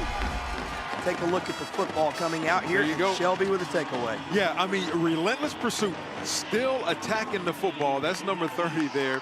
That's Boone Weiss again. Yeah, Boone Weiss again. Hey, try and tell him this is cleanup time. This young man is playing his heart, created a fumble, and once again, that will be a memory that's etched in his mind for the rest of his life. Well, and Coach Wilbanks talked so much about this senior class, how proud he was of this group, the seniors that had never made the trip here to the state title game. You know, 4 years, we talked about it earlier. It's a long layoff for Shelby.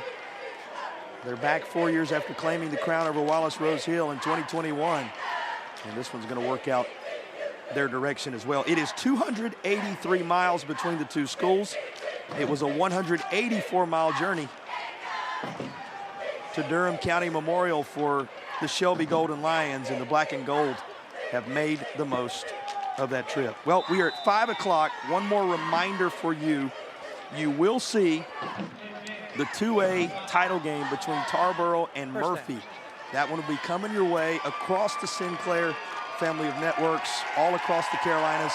At the conclusion of this one, and we're getting closer to it, some curtain calls coming your way now. And as he departs, we'll go ahead and designate Land Farmer as our player of the game here in the 3A state title contest. Yeah, 459 yards, 8 touchdowns, 2 rushing. This young man was responsible for 10 scores, JP. Outstanding. Congratulations, Land Farmer. And once again, if somebody's looking for a quarterback, this young man has the arm and the legs to make your program better. He is the Affordable Dentures and Implants player of the game. And a reminder, you can use your 2025 dental benefits now. Get the smile you deserve. Visit affordabledentures.com for a practice near you. Well, they got him. The moment Coach Wilbanks had been waiting for, another title. Let's go ahead and take a look at our play of the game. There were so many to choose from, but Eric, it's going to be Roseboro who ends up going high and bringing down one of his several TD catches. Yeah, Roseboro, talking to the fella, you got Moss. That was one of those you got Moss plays. Excellent play, good job. This young man had a heck of a game, and he'll remember that for the very rest of his life. He caught 4 of them.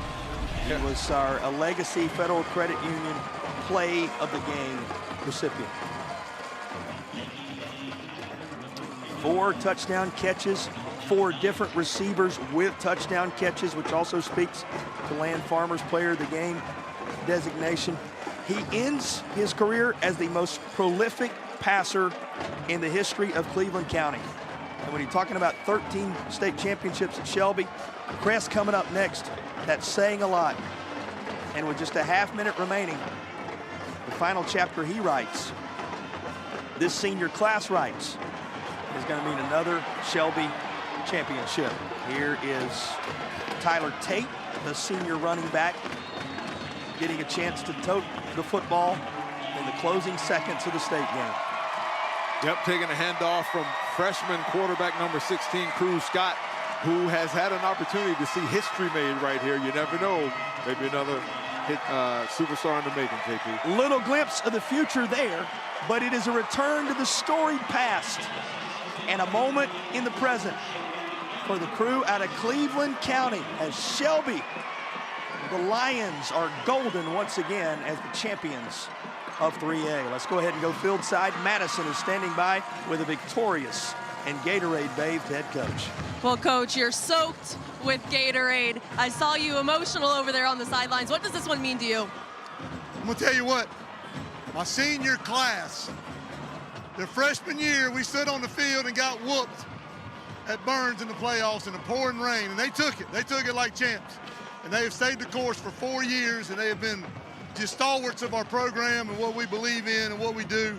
And I'm happy for all these guys, but those seniors, our quarterback, he takes a lot of heat. And he took some heat at the beginning of the year. We started off 0-2, and a lot of people were on him. Deck locker room and the coaches believed in him. He believed in himself. And I'm just so proud for them, not for me. I mean, heck, I'm just glad to be a part of it. I'm just so happy for those guys to get to enjoy this moment. And what legacy will Land Farmer leave at Shelby High School? It's going to be a big one. It's going to be a big one for somebody to overtake one day. He's the Cleveland County passing yards leader, Cleveland County touchdown leader. Now he's the state champion. He's probably going to be the MVP. I mean, I can't see who else you'd give it to. So, I mean, I don't know what else to do. If there's a college coach out there, they are not coming by to talk to Land, and I do not understand why. But somebody needs to get him because they're going to get a winner. Well, congratulations, Thank Coach. you. Go enjoy your team. Thank you. Thank you very much. Back to you guys. That MVP piece of business already taken care of, Coach. You heard him say it. He's just happy to be a part of it. Well, so are we. A historic day in Durham. We'll be back to wrap it and send you to Hickory on the other side of the break.